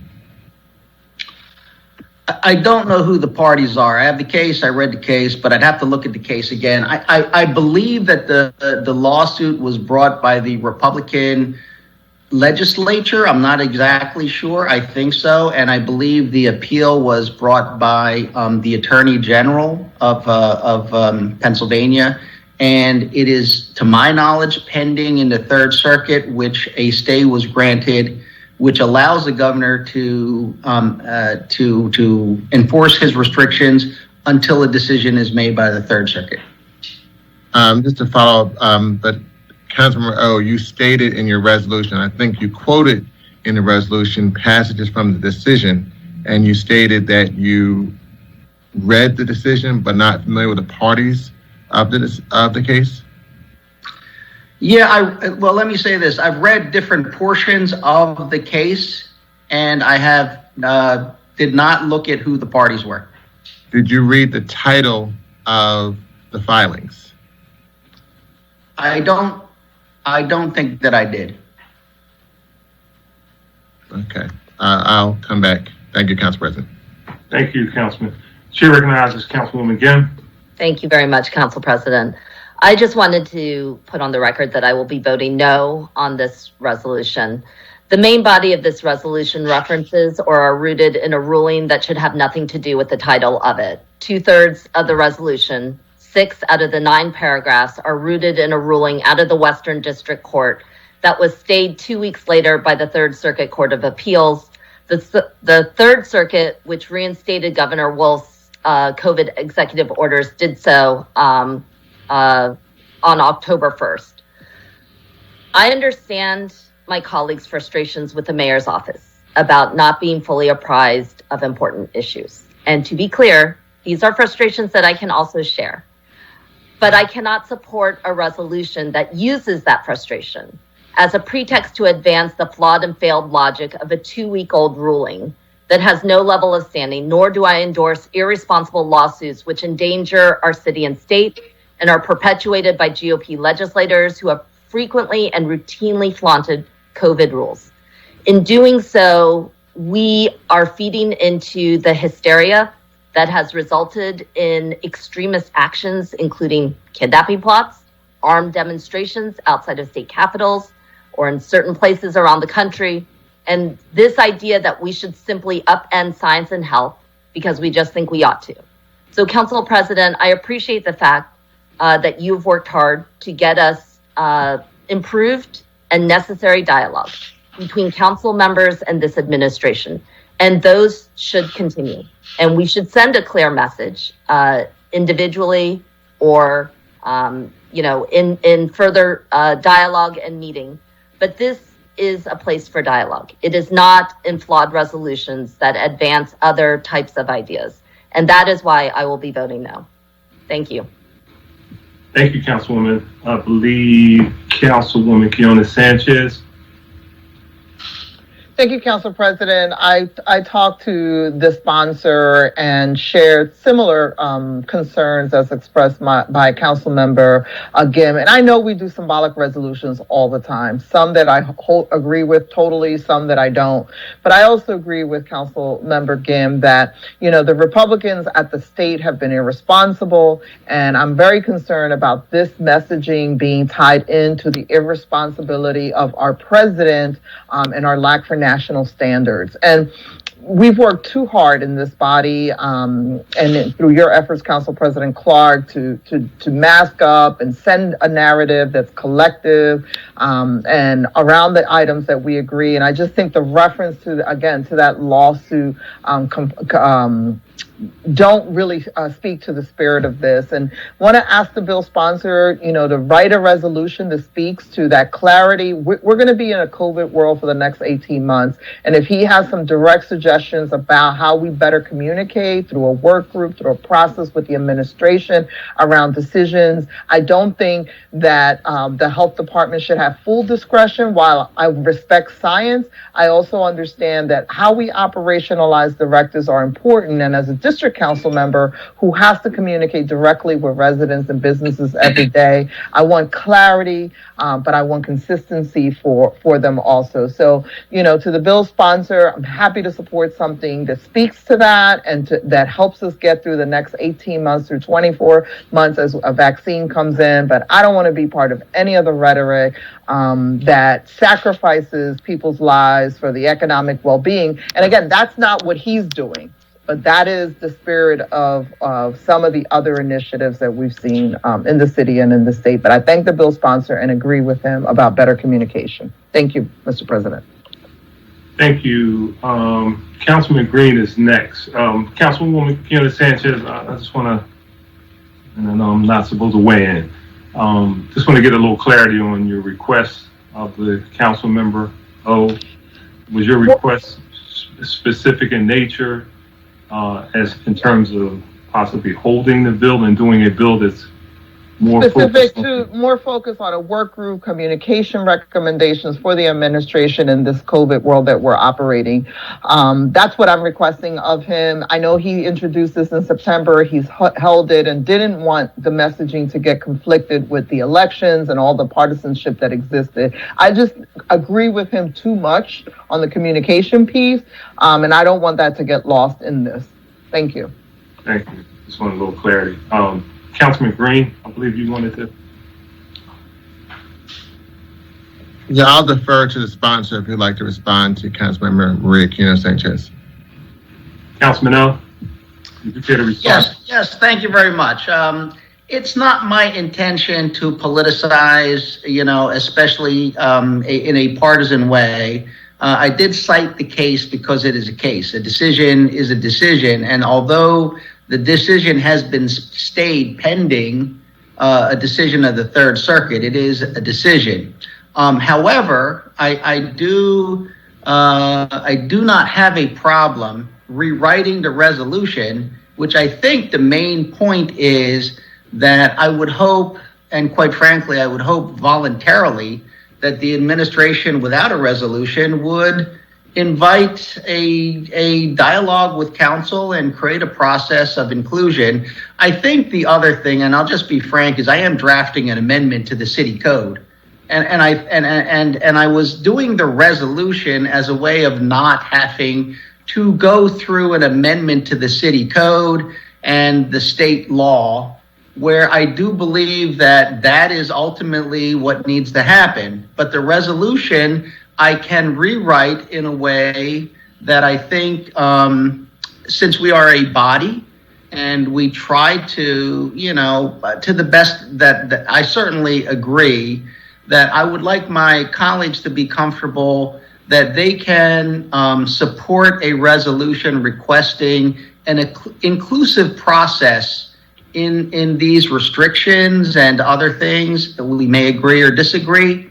But I think that process is important. So I will hold this resolution, and perhaps there'll be a double A later. Thank you very much. Thank you, Councilman. I wish the General Assembly can take note of how we had this bipartisan breakout right in the middle of our council session. So thank you for that now. And I'm sure all the members would like to weigh in on the subsequent resolution. Thank you. Thank you very much. Thank you all. Next up, Mr. Decker, can you please read the title of 200-629? Excuse me, Mr. President, Councilmember Bass has written in the chat that she's interested in commenting. Oh, I'm sorry. It just popped up. I'm a little delayed here. Councilwoman Bass, did you want to comment on? Yeah, well, you know what? Just to be brief, I just really wanted to thank the councilman. I wanted to, echo my concerns as well, but also recognizing that, as a member of council, people expect us to have information before it's out in the press. And so that caused a lot of problems, I think, for a lot of us. So I certainly understand the sentiment of what Councilman O was trying to do. But I think that his willingness to work with his colleagues really, just says something about his character in a very, very positive way, and wanted to thank him for being so willing to work with his colleagues. Thank you, Mr. President. Thank you, Councilman. Thank you, Councilmember Bass. Thank you, Councilman and Councilwoman. I know we've all had our moments when we're a little concerned about the timing of the information flow, but we will hopefully get that corrected very soon. Mr. Decker, again, read the title of 200-629. A resolution recognizing November 8th through November 14, 2020 as National Apprenticeship Week and honoring Apprenticeship PHL and the District 1199C Training and Upgrading Fund for its continued commitment to providing job skills, training, and opportunity to all Philadelphians. Thank you. Chair recognizes Councilwoman Gilmore Richardson for a motion. Thank you, Mr. President. I move the adoption of the resolution. Second. Thank you. It has been moved and seconded that the resolution be adopted. All in favor indicate by saying aye. Aye. Those opposed? Aye. Have it. And that resolution is adopted. Mr. Decker, please read the title of resolution number 200-631. A resolution recognizing and honoring the Philadelphia City Commissioners and the hardworking members of their staff for their around-the-clock work during the 2020 general election and for ensuring that every vote cast in Philadelphia was counted. Thank you. Chair recognizes Councilman Jones for a motion. Thank you, Mr. President. With Philly pride, I move for the adoption of this resolution. Second. Thank you. It has been moved and seconded that the resolution be adopted. All in favor indicate by saying aye. Aye. Aye. Those opposed, the ayes have it, and that resolution is adopted. Mr. Decker, please read the title of resolution number 200-632. A resolution honoring the life and legacy of Ronald R. Donatucci Sr., a dedicated public servant and renowned political leader. Thank you. Chair recognizes Councilman Johnson for a motion on the resolution. Thank you, Council President. I move for the adoption of the resolution. Second. Thank you. It's been moved and properly second that the resolution be adopted. All in favor indicate by saying aye. Aye. Those opposed, ayes have it, and that resolution is adopted. Mr. Decker, please read the title of resolution number 200633. A resolution authorizing the Philadelphia Land Bank to dispose of 1615 North 6th Street, located in the 7th Councilmanic District. Thank you. Chair recognizes Councilwoman Kiona Sanchez for a motion on the resolution. I move for its adoption. Second. It's been moved and properly second. All those in favor indicate by saying aye. Aye. Opposed, ayes have it, and that resolution is adopted. Mr. Decker, please read the title of resolution number 200634. A resolution honoring Kindred Arts and Little Giant Creative on the occasion of Monumental Tour's public art exhibit in the city of Philadelphia. Thank you. Chair recognizes Councilwoman Brooks for a motion on the resolution. Thank you, Council President. Before I move, I think. Yeah. Councilwoman, you're breaking Hello? up a little bit. Start again. You were breaking up.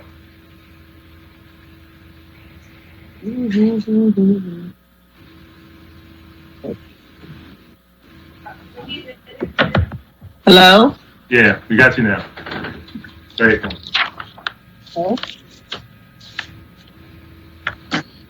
Hello? Yeah, we have you, Councilwoman. Go ahead. Okay, sorry. Thank you, Council President.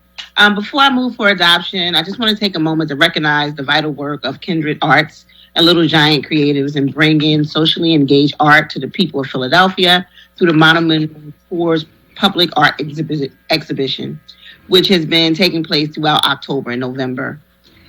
At a time when our city is grappling with the vast inequity and systemic racism, the work of art that make up the Monumental Tour provide an outlet for us to reflect on the struggles of the present moment and make sense of our past and imagine a better future. I know many of my colleagues have already seen examples of their work across the city, such as the 28-foot Afro pick designed by artist Hank Willis Thomas that was on display in West and North Philadelphia.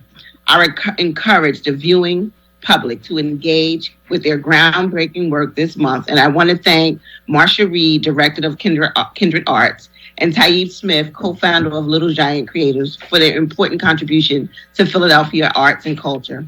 And with that, I move for the adoption of the resolution. Second.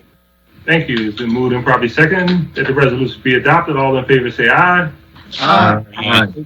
Those opposed, ayes have it, and that resolution is adopted. Mr. Decker, please read the title of resolution number 200637. A resolution proclaiming November 15 through 22, 2020 as National Hunger and Homelessness Awareness Week in Philadelphia, and honoring organizations, advocates, and city workers for their work supporting Philadelphia's most vulnerable. Thank you. Chair recognizes Councilwoman Gauthier for a motion. Thank you, Council President. I move for the adoption of the resolution. Second. Thank you. It's been moved and properly second that the resolution be adopted. All in favor indicate by saying aye. Aye. Those opposed, Aye. ayes have it, and that resolution is adopted. Mr. Decker, please read the title of resolution number 200638. A resolution honoring and congratulating the Franklin Town Charter girls soccer team on their successful 2019-2020 season and overall 16-0-1 record in the Philadelphia Public League. Thank you. Chair recognizes Councilman Thomas for a motion on the resolution. Thank you, Council President. I'll move for the adoption of the resolution. Second. Thank you. It's been moved and properly second that the resolution be adopted. All in favor indicate by saying aye. Aye. Those opposed, ayes have it, and that resolution is adopted. Mr. Decker, please read the title of resolution number 200640. A resolution calling on the United States House of Representatives and the United States Senate to hold hearings on voter suppression and voter intimidation during the 2020 United States presidential election. Thank you. Chair recognizes Councilwoman Bass for a motion on that resolution. Thank you, Mr. President. I just wanted to say before I call for the move for the adoption that once again we saw this week, even though the election was 16 days ago on November 3rd, that in Wayne County, Michigan, which is primarily Detroit, we saw that there was an attempt to just wholesale discount or remove votes and not have them counted by a district or by a county that is 80% African American. And so we call on the United States Congress to do something, not just to hold hearings, but to actually do something about this problem which persists, which I've said before is a cancer on our democracy. And all that being said, I want to move for the adoption of this resolution. Second. Thank you. It's been properly second that the resolution be adopted. All in favor say aye. Aye. Aye. Those opposed, ayes have it, and that resolution is adopted. Thank you very much. Mr. Decker, please read the title of Bill number 200093.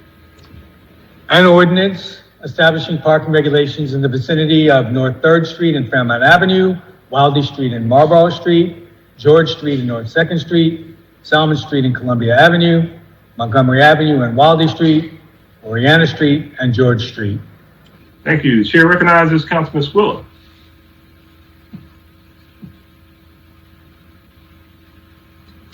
Thank you, Mr. President. I move the bill number 200093 be withdrawn. Second.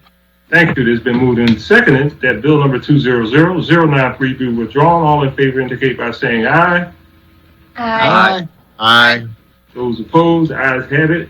Motion carries. Bill number 200093 has been withdrawn. Mr. Decker, please read the title of bill number 200162. An ordinance amending sections 12701 of the Philadelphia Code entitled Designation of Bicycle Lanes to authorize a buffered bicycle lane on Spruce Street from 2nd Street to 22nd Street and on Pine Street from Front Street to 18th Street. Thank you. Chair recognizes Councilman Squilla for an amendment to bill number 200162. Thank you, Mr. President. I would like to offer an amendment to bill number 200162. A copy of the amendment has been circulated to all members of council. I move for the adoption of the amendment. Second. Thank you. All in favor of the motion will signify by saying aye. Aye. Those opposed, ayes have it. Bill number 200162 has been amended, and bill number 200162 as amended will be placed on the final passage calendar at our next session of council. Mr. Decker, please read the title of bill number 200353.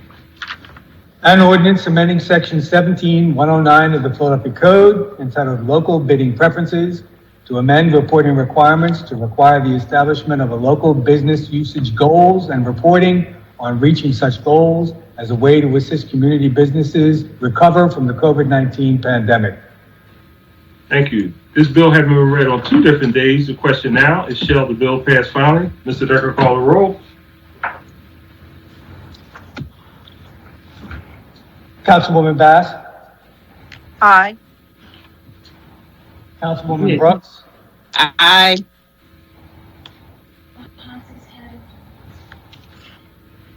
Councilman Dom. Aye. Councilwoman Gautier. Aye. Councilwoman Gilmore Richardson. Aye. Councilman Green. Aye. Councilwoman Gim. Aye. Councilman Heenan. Aye. Councilman Johnson. Aye. Councilman Jones. Aye. Councilman O. Aye. Councilman O'Neill. Aye. Councilwoman Parker. Aye. Councilwoman Quinones Sanchez. Aye. Councilman Squilla. Aye. Councilman Thomas. Aye. Council President Clark. Aye. The ayes are 17 and nays are 0. Majority of all members have been voting in the affirmative. The bill passes. Mr. Decker, please read the title of bill number 200544. An ordinance amending Title IX of the Philadelphia Code by adding a new chapter entitled Residential Property Wholesalers to regulate the solicitation of purchases of real property and require certain disclosures by property purchasers to homeowners, and amending Chapter 9-1100 of the Philadelphia Code entitled Fair Practices Ordinance, Protections Against Unlawful Discrimination, to provide protections to homeowners from solicitation and related problems. Council President, Councilman Dom would like to be recognized before the vote on this. Yeah. Chair recognizes Councilman Dom.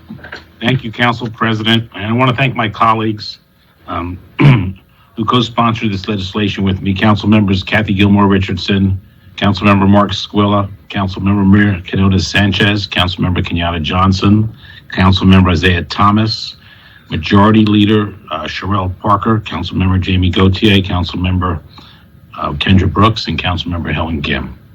And I encourage all council members to support this important bill today. I also want to recognize Community Legal Services, CLS, and the Greater Philadelphia Association of Realtors, GPAR, for all their hard work and input to ensure we establish sound policy that protects our most vulnerable residents. Additionally, I want to give a special thanks and a shout out to Rue Landau with the Philadelphia Commission on Human Relations and the Law Department for their hours of work and their valuable input. They did a great job. With the passage of this bill, Philadelphia will establish fair rules and expectations for wholesalers buying and selling homes in our communities. This legislation levels the playing field and ensures the good acting wholesalers continue their practices and we weed out the bad actors in the process. All homeowners deserve market value for their homes, and everyone deserves to work with the knowledge they need in order to make the right decision about their financial future. We've seen so many neighborhoods in Philadelphia fall victim over the years to these signs that say cash for homes, we buy your house now. And it's time for us to take steps that go beyond just placing penalties on those who litter our neighborhoods with these signs.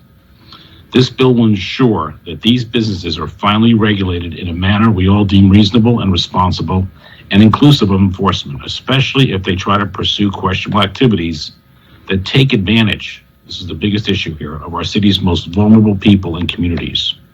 Again, I want to thank all my colleagues for their support on this legislation and look forward to the ongoing work ahead to educate homeowners of their rights. Thank you very much, Council President. Thank you. Thank you, Councilman. This bill, having been read on 2 different days, the question is now, shall the bill pass finally? Mr. Decker, call the roll. Councilwoman Bass. Aye. Councilwoman Brooks. Aye. Councilman Dom. Aye. Councilwoman Gautier. Aye. Councilwoman Gilmore Richardson. Aye. Councilman Green. Aye. Councilwoman Gim. Aye. Councilman Heenan. Aye. Councilman Johnson. Aye. Councilman Jones. Aye. Councilman O. Aye. Councilman O'Neill. Aye. Councilwoman Parker. Aye. Councilwoman Kenyatta Sanchez. Aye. Councilman Squilla. Aye. Councilman Thomas. Aye. Council President Clark. Aye, the ayes are 17, the nays are 0. The majority of all members having voted in the affirmative, the bill passes. Mr. Decker, please read the title of bill number 200574. An ordinance amending Title IX of the Philadelphia Code to address matters related to commercial leases and provide eviction and financial relief to restaurant businesses that operate on leased premises. Thank you. Chair recognizes Councilman Heenan for an amendment to bill number 200574. Thank you, Mr. President. I'd like to offer an amendment to bill number 200574. A copy of the amendment has been circulated to all members of council, and I move for the adoption of the amendment. Second. Thank you. All in favor of the motion will signify by saying aye. Aye. Aye. Aye. Aye. Those opposed, ayes have it, and bill number 200574 has been amended. Bill number 200574 as amended will be placed on the final passage calendar at our next session of council. Mr. Decker, please read the title of bill number 200425. An ordinance amending Title VI of the Philadelphia Code entitled Health Code by creating a new Chapter 6-1300 entitled Healthy Outdoor Public Spaces to promote healthy environment that protects the public from the risks of toxic herbicides by prohibiting their use on all city-owned or used public grounds, including but not limited to parks, trails, recreation centers, and playgrounds, establishing reporting requirements, and establishing a private right of action. Thank you. Chair recognizes Councilwoman Bass for an amendment to bill number 200425. Thank you, Mr. President. And I really first want to thank all of the folks who called in today to testify on behalf of this bill. This is something that's really, really important to all of our citizens and to the health, particularly of our children. So I would like to offer an amendment to bill number 200425, a copy of which has been circulated to all members of council, and I move for the adoption of the amendment. Second. Thank you. All those in favor of the motion will signify by saying aye. Aye. Those opposed, ayes have it, and bill number 200425 has been amended. Bill number 200425 as amended will be placed on our final passage calendar. Councilman Thomas, we got an indication that you were interested in speaking on 200353. I'm sorry, it was an accident, Council President. I apologize. All right, no problem. I just want to make sure I'm stepping down off of that podium. Is kind of discombobulated me earlier. I'm make sure I won't ever do that again. No, that one was on me, Council President, not you. I apologize. Thank you, Councilman. Mr. Decker, you have any additional resolution? A resolution authorizing the Committee on Commerce and Economic Development to hold hearings on the state of Philadelphia's neighborhood commercial corridors, introduced by Councilwoman Parker. Chair recognizes Councilwoman Parker. Thank you, Mr. President. I move for the adoption of the resolution. Second. Been moved and probably second. All those in favor indicate by saying aye. Aye. Those opposed, ayes have it, and that resolution is adopted. A resolution authorizing the Committee on Education to hold hearings to examine options for expanding the pipeline of black male teachers and staff in Philadelphia schools, introduced by Councilman Johnson. Chair recognizes Councilman Johnson. Thank you, Council President. I move for the adoption of the resolution. Second. It's been moved and probably second. All those in favor say aye. Aye. Those opposed, ayes have it, and that resolution is adopted. There are no other resolutions on the final passage calendar, Mr. President. Thank you very much, Mr. Decker. That completes our calendar for today. Prior to recognizing members regarding speeches, we'll note for the record at the time that we will use the chat feature. Chat feature available in Microsoft Teams to allow members to signify that they wish to be recognized. In order to comply with the Sunshine Act, the chat feature must only be used for that purpose. With that said, are there any speeches on behalf of the minority? Chair recognizes Councilman O. Thank you very much, Council President. Kind of keeping in line with the previous conversation that we had, Council Member Mark Squilla shared with me a letter that he was in possession of. It was from the Chicago Medical Society to the mayor of Chicago, asking that gyms be allowed to open an hour earlier because many medical and healthcare professionals needed to exercise, maintain their strength, relieve stress. And I thought that was interesting. I looked at the CDC recommendations, and that's where I saw that, and it says here, after nearly 50 million check-ins over a 3-month period, that the study relied on by the CDC found that gyms nationwide had robust COVID-19 safety measures in place, and there is zero evidence that the positive cases, which were 0.0023%, originated in the gyms themselves. Okay, I just want to make sure I don't lose my Wi-Fi there. I'm sorry. And what that astounding number means is that people who go to gyms are 500 times less likely to get COVID-19 than the national average. The evidence, or at least the information in the CDC study would indicate that gyms and healthcare facilities should not be closed.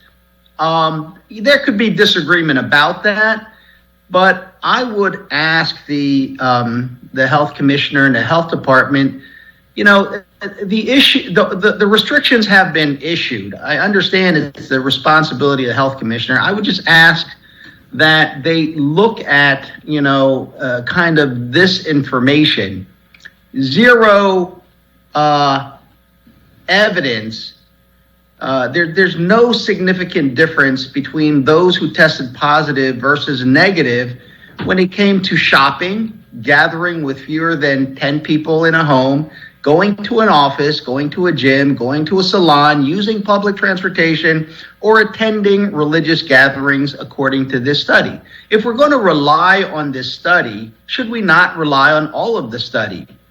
Because I am concerned that when people lose their jobs, lose their health care, lose their ability to pay rent, lose their ability to feed their children,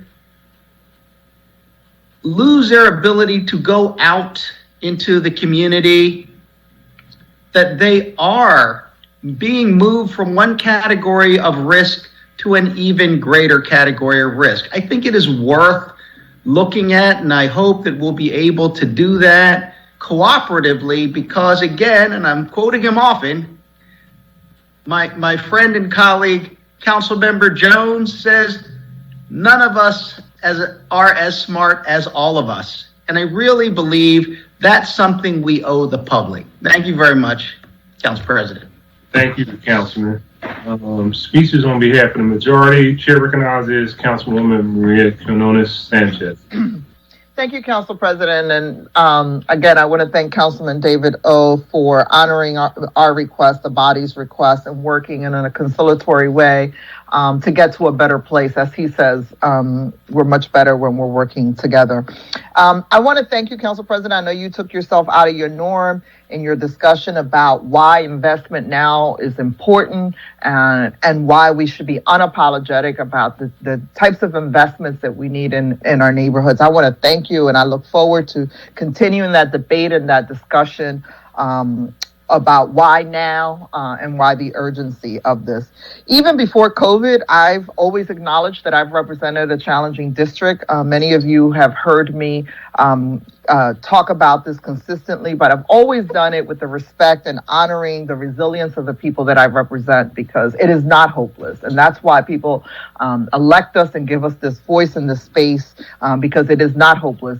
The folks in the community that I represent remind me every day why I'm so proud to have been raised in Philadelphia, and proud to represent Hunting Park, and proud to represent Norris Square, South Kensington, where you and I border our lines.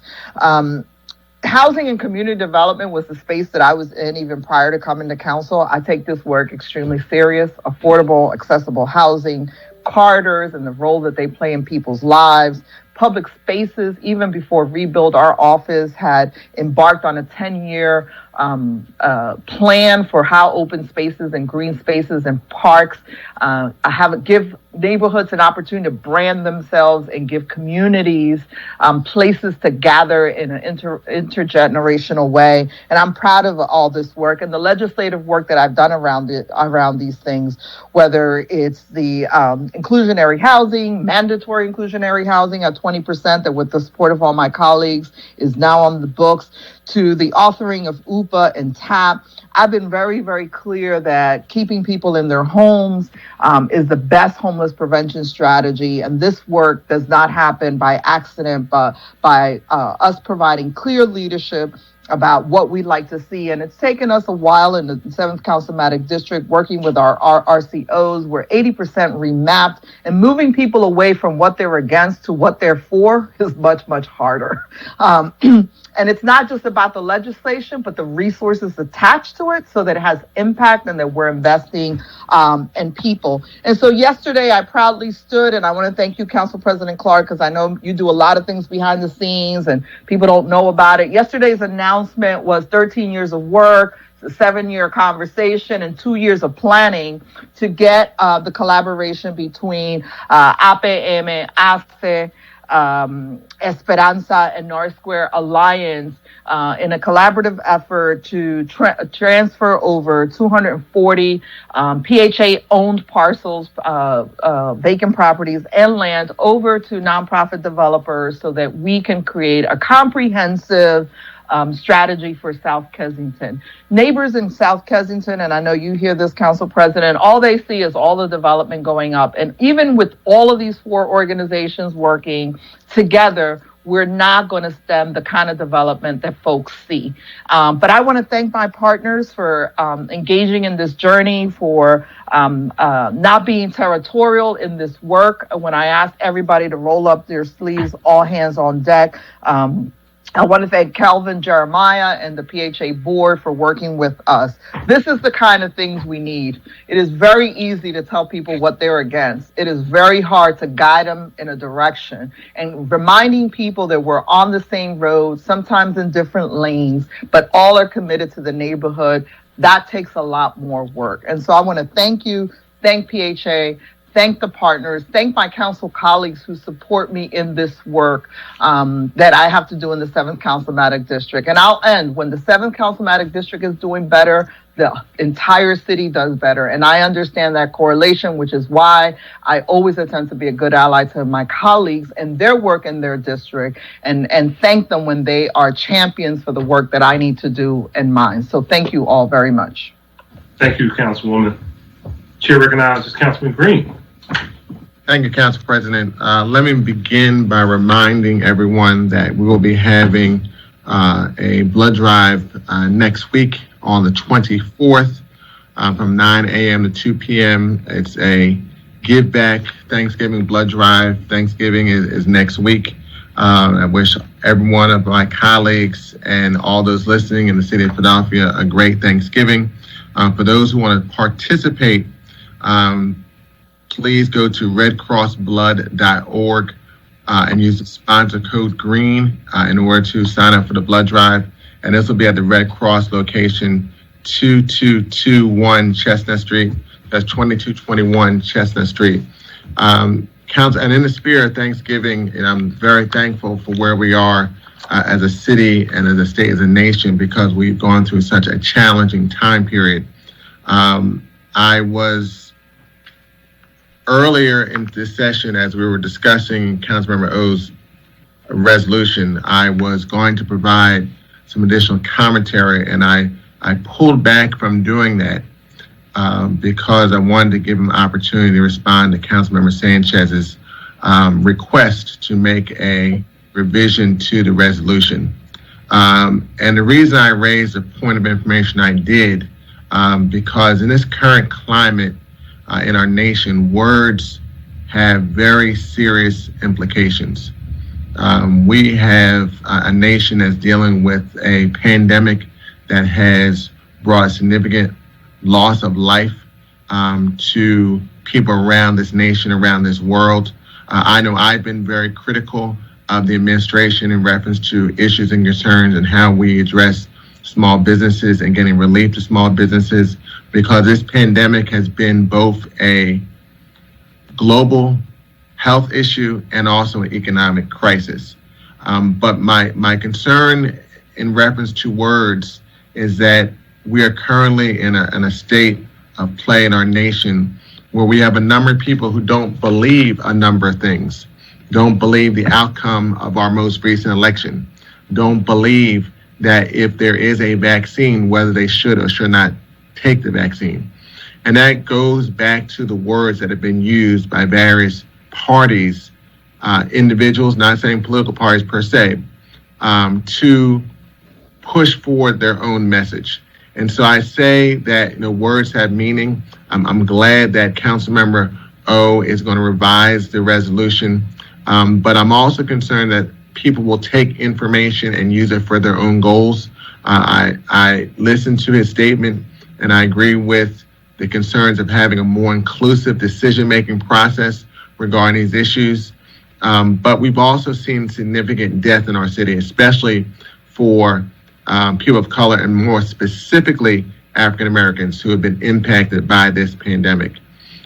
So I think that we need to be very careful with the words that we use, especially in this climate, and not allow various parties to take bits and pieces of information and continue to see division and distrust, not only in our local government, but also government as a whole. Thank you, Council President. Thank you, Councilman. Chair recognizes Councilwoman Parker. Thank you, Mr. President. Mr. President, I too want to commend you for your work today and stepping down from the rostrum to speak about the importance of neighborhood development.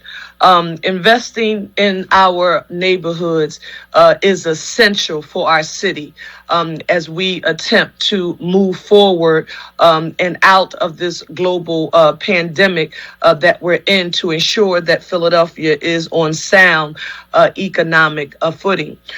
With that in mind, I am thinking about a quote that late President John F. Kennedy was often identified as stating when he said, "A rising tide lifts all boats." To the residents of the city of Philadelphia who are listening right now, we know that you have contributed consistently to Philadelphia's tax base over the years before there was great and grand development to change neighborhoods in our city. And it is with that in mind that any community development that we do in the future, ordinary Philadelphians need to benefit from that in a very substantive way. And they need to touch it and see it and feel it, Mr. President. They can't hear us say that we care about neighborhood and economic development, and then they walk out of their houses and see commercial quarters that are run down, don't have enough money to buy a home because they need assistance with closing costs and down payment assistance. And don't let me think about, Mr. President, those Philadelphians who it seems are penalized from being able to participate in programs that the city currently offers, not because they're rich, but they usually make a nickel more than the income eligibility income eligibility guidelines for those programs. So I want to commend you, Mr. President, on that, and I look forward to having that discussion in the near future. In addition to that, Mr. President, I want to keep JFK in mind, and many of us remember this quote. He said, "Victory has 1,000 fathers, but defeat is an orphan." Victory has 1,000 fathers, but defeat is an orphan. Before Philadelphia's final votes could be tabulated, there were so many people who wrote stories talking about the decline of Philadelphia's turnout, that our participation did not have a significant impact on this election. And when we finally saw the final tabulations, we learned that Philadelphia voters, and I don't care what party you are in, 749,317 of us came out to vote. I want to say to Layla Jones, thank you for your article entitled "Philadelphia Turnout for the 2020 Election was the highest in 25 years." And that was published in Billy Penn. But when I read that 25 years, they said the highest turnout since 1984. For those of you who remember, and I guess this is etched in my mind because in '83, I stood in line with Mommy and Daddy in the 10th Ward 2nd Division on 74th Avenue when the lines were wrapped around the buildings to vote for Wilson Good for mayor during those times. And as I listened to the folks attempt to constantly use divide and conquer methods, particularly within the Black community, to talk about Black women being here, but Black men had strayed, and that the turnout was not as robust as people had thought it was. Then, Mr. President, I looked, as I am doing right now, to the text message and email that our Commissioner Omar Sabir sent out, showing the total votes cast in Philadelphia by ward. I want to say this with this visual in mind. To all of the organizations who helped to encourage turnout, to all of the elected officials, because I heard some people talking about what a campaign did, what a campaign didn't do. I don't care if you're a ward leader or elected. I saw all of my colleagues across the board trying to do their best to encourage people to just participate in the voting process. And I'm thinking about Councilman Kenyatta Johnson and work that I know he did that wasn't connected with any campaign in his area to encourage voter registration. I'm thinking about churches, synagogues, mosques, and temples who were encouraging people to get registered to participate in their democracy. The final group, Mr. President, who deserves all of the credit in the world, because sometimes people want credit because they say they go into a community and they are the people who organize that community. I need to give a hearty thank you to residents in the city of Philadelphia who encouraged each other to vote. Committee people, yes, you did your job. Ward leaders, you did your job. Elected officials, you did your jobs. Organizations, thank you for your work. But for the people who weren't on social media, for the people who knock doors on their block and they're not even a block captain, for all of those, some who said, Sherelle, I've never been involved in politics before, but I feel compelled to work to try to protect our democracy right now. They rolled up their sleeves and they went to work in ways that we will never know because we didn't see them. I want to say a thank you to each and every one of you. When I look at these numbers, Philadelphia, you showed up and you showed out, and particularly to African American women in this city. I want you to know that no one will be able to write you out of this story, that you played a significant role and that you should be proud of it. Peace to everyone in PHL, and thank you for making your voices heard. Thank you, Mr. President. Thank you, Councilwoman. Chair recognizes Councilwoman Gilmore Richardson. Thank you so much, Mr. President. I just wanted to circle back to thank you, our Majority Leader, Councilmember Parker, our Majority Whip, Councilmember Jones, and all the members of Philadelphia City Council, all of our colleagues who stayed on our marathon Committee of the Whole hearing yesterday. To the administration, the Mayor's Office of Labor, we work closely with Richie Laser, Monica Marchetti Brock, and Rachel, and the nearly 100 witnesses for our first public comment hearing prior to the administration entering into contract negotiations with the Fraternal Order of Police. I'm looking forward to sending all the recommendations we heard to the administration, along with all the written testimony, and I look forward to the feedback that we'll receive from the administration on how the proposal changed as a result of the 7 hours of feedback we heard. So I just wanted to thank you, our leadership team, and each and every person who testified for their participation yesterday. Thank you so much, Mr. President. Thank you. Thank you so much, Councilwoman. Thank you for your continued good work. It appears that there are no other speeches on behalf of the majority or minority. So with that, I will recognize Councilman Jones for a motion to adjourn. Thank you, Mr. President. And before I do, I want to say what I'm thankful for. I'm thankful for working with this body, a chorus of different types of voices that help the public in the city of Philadelphia. And I enjoyed this week just watching you work.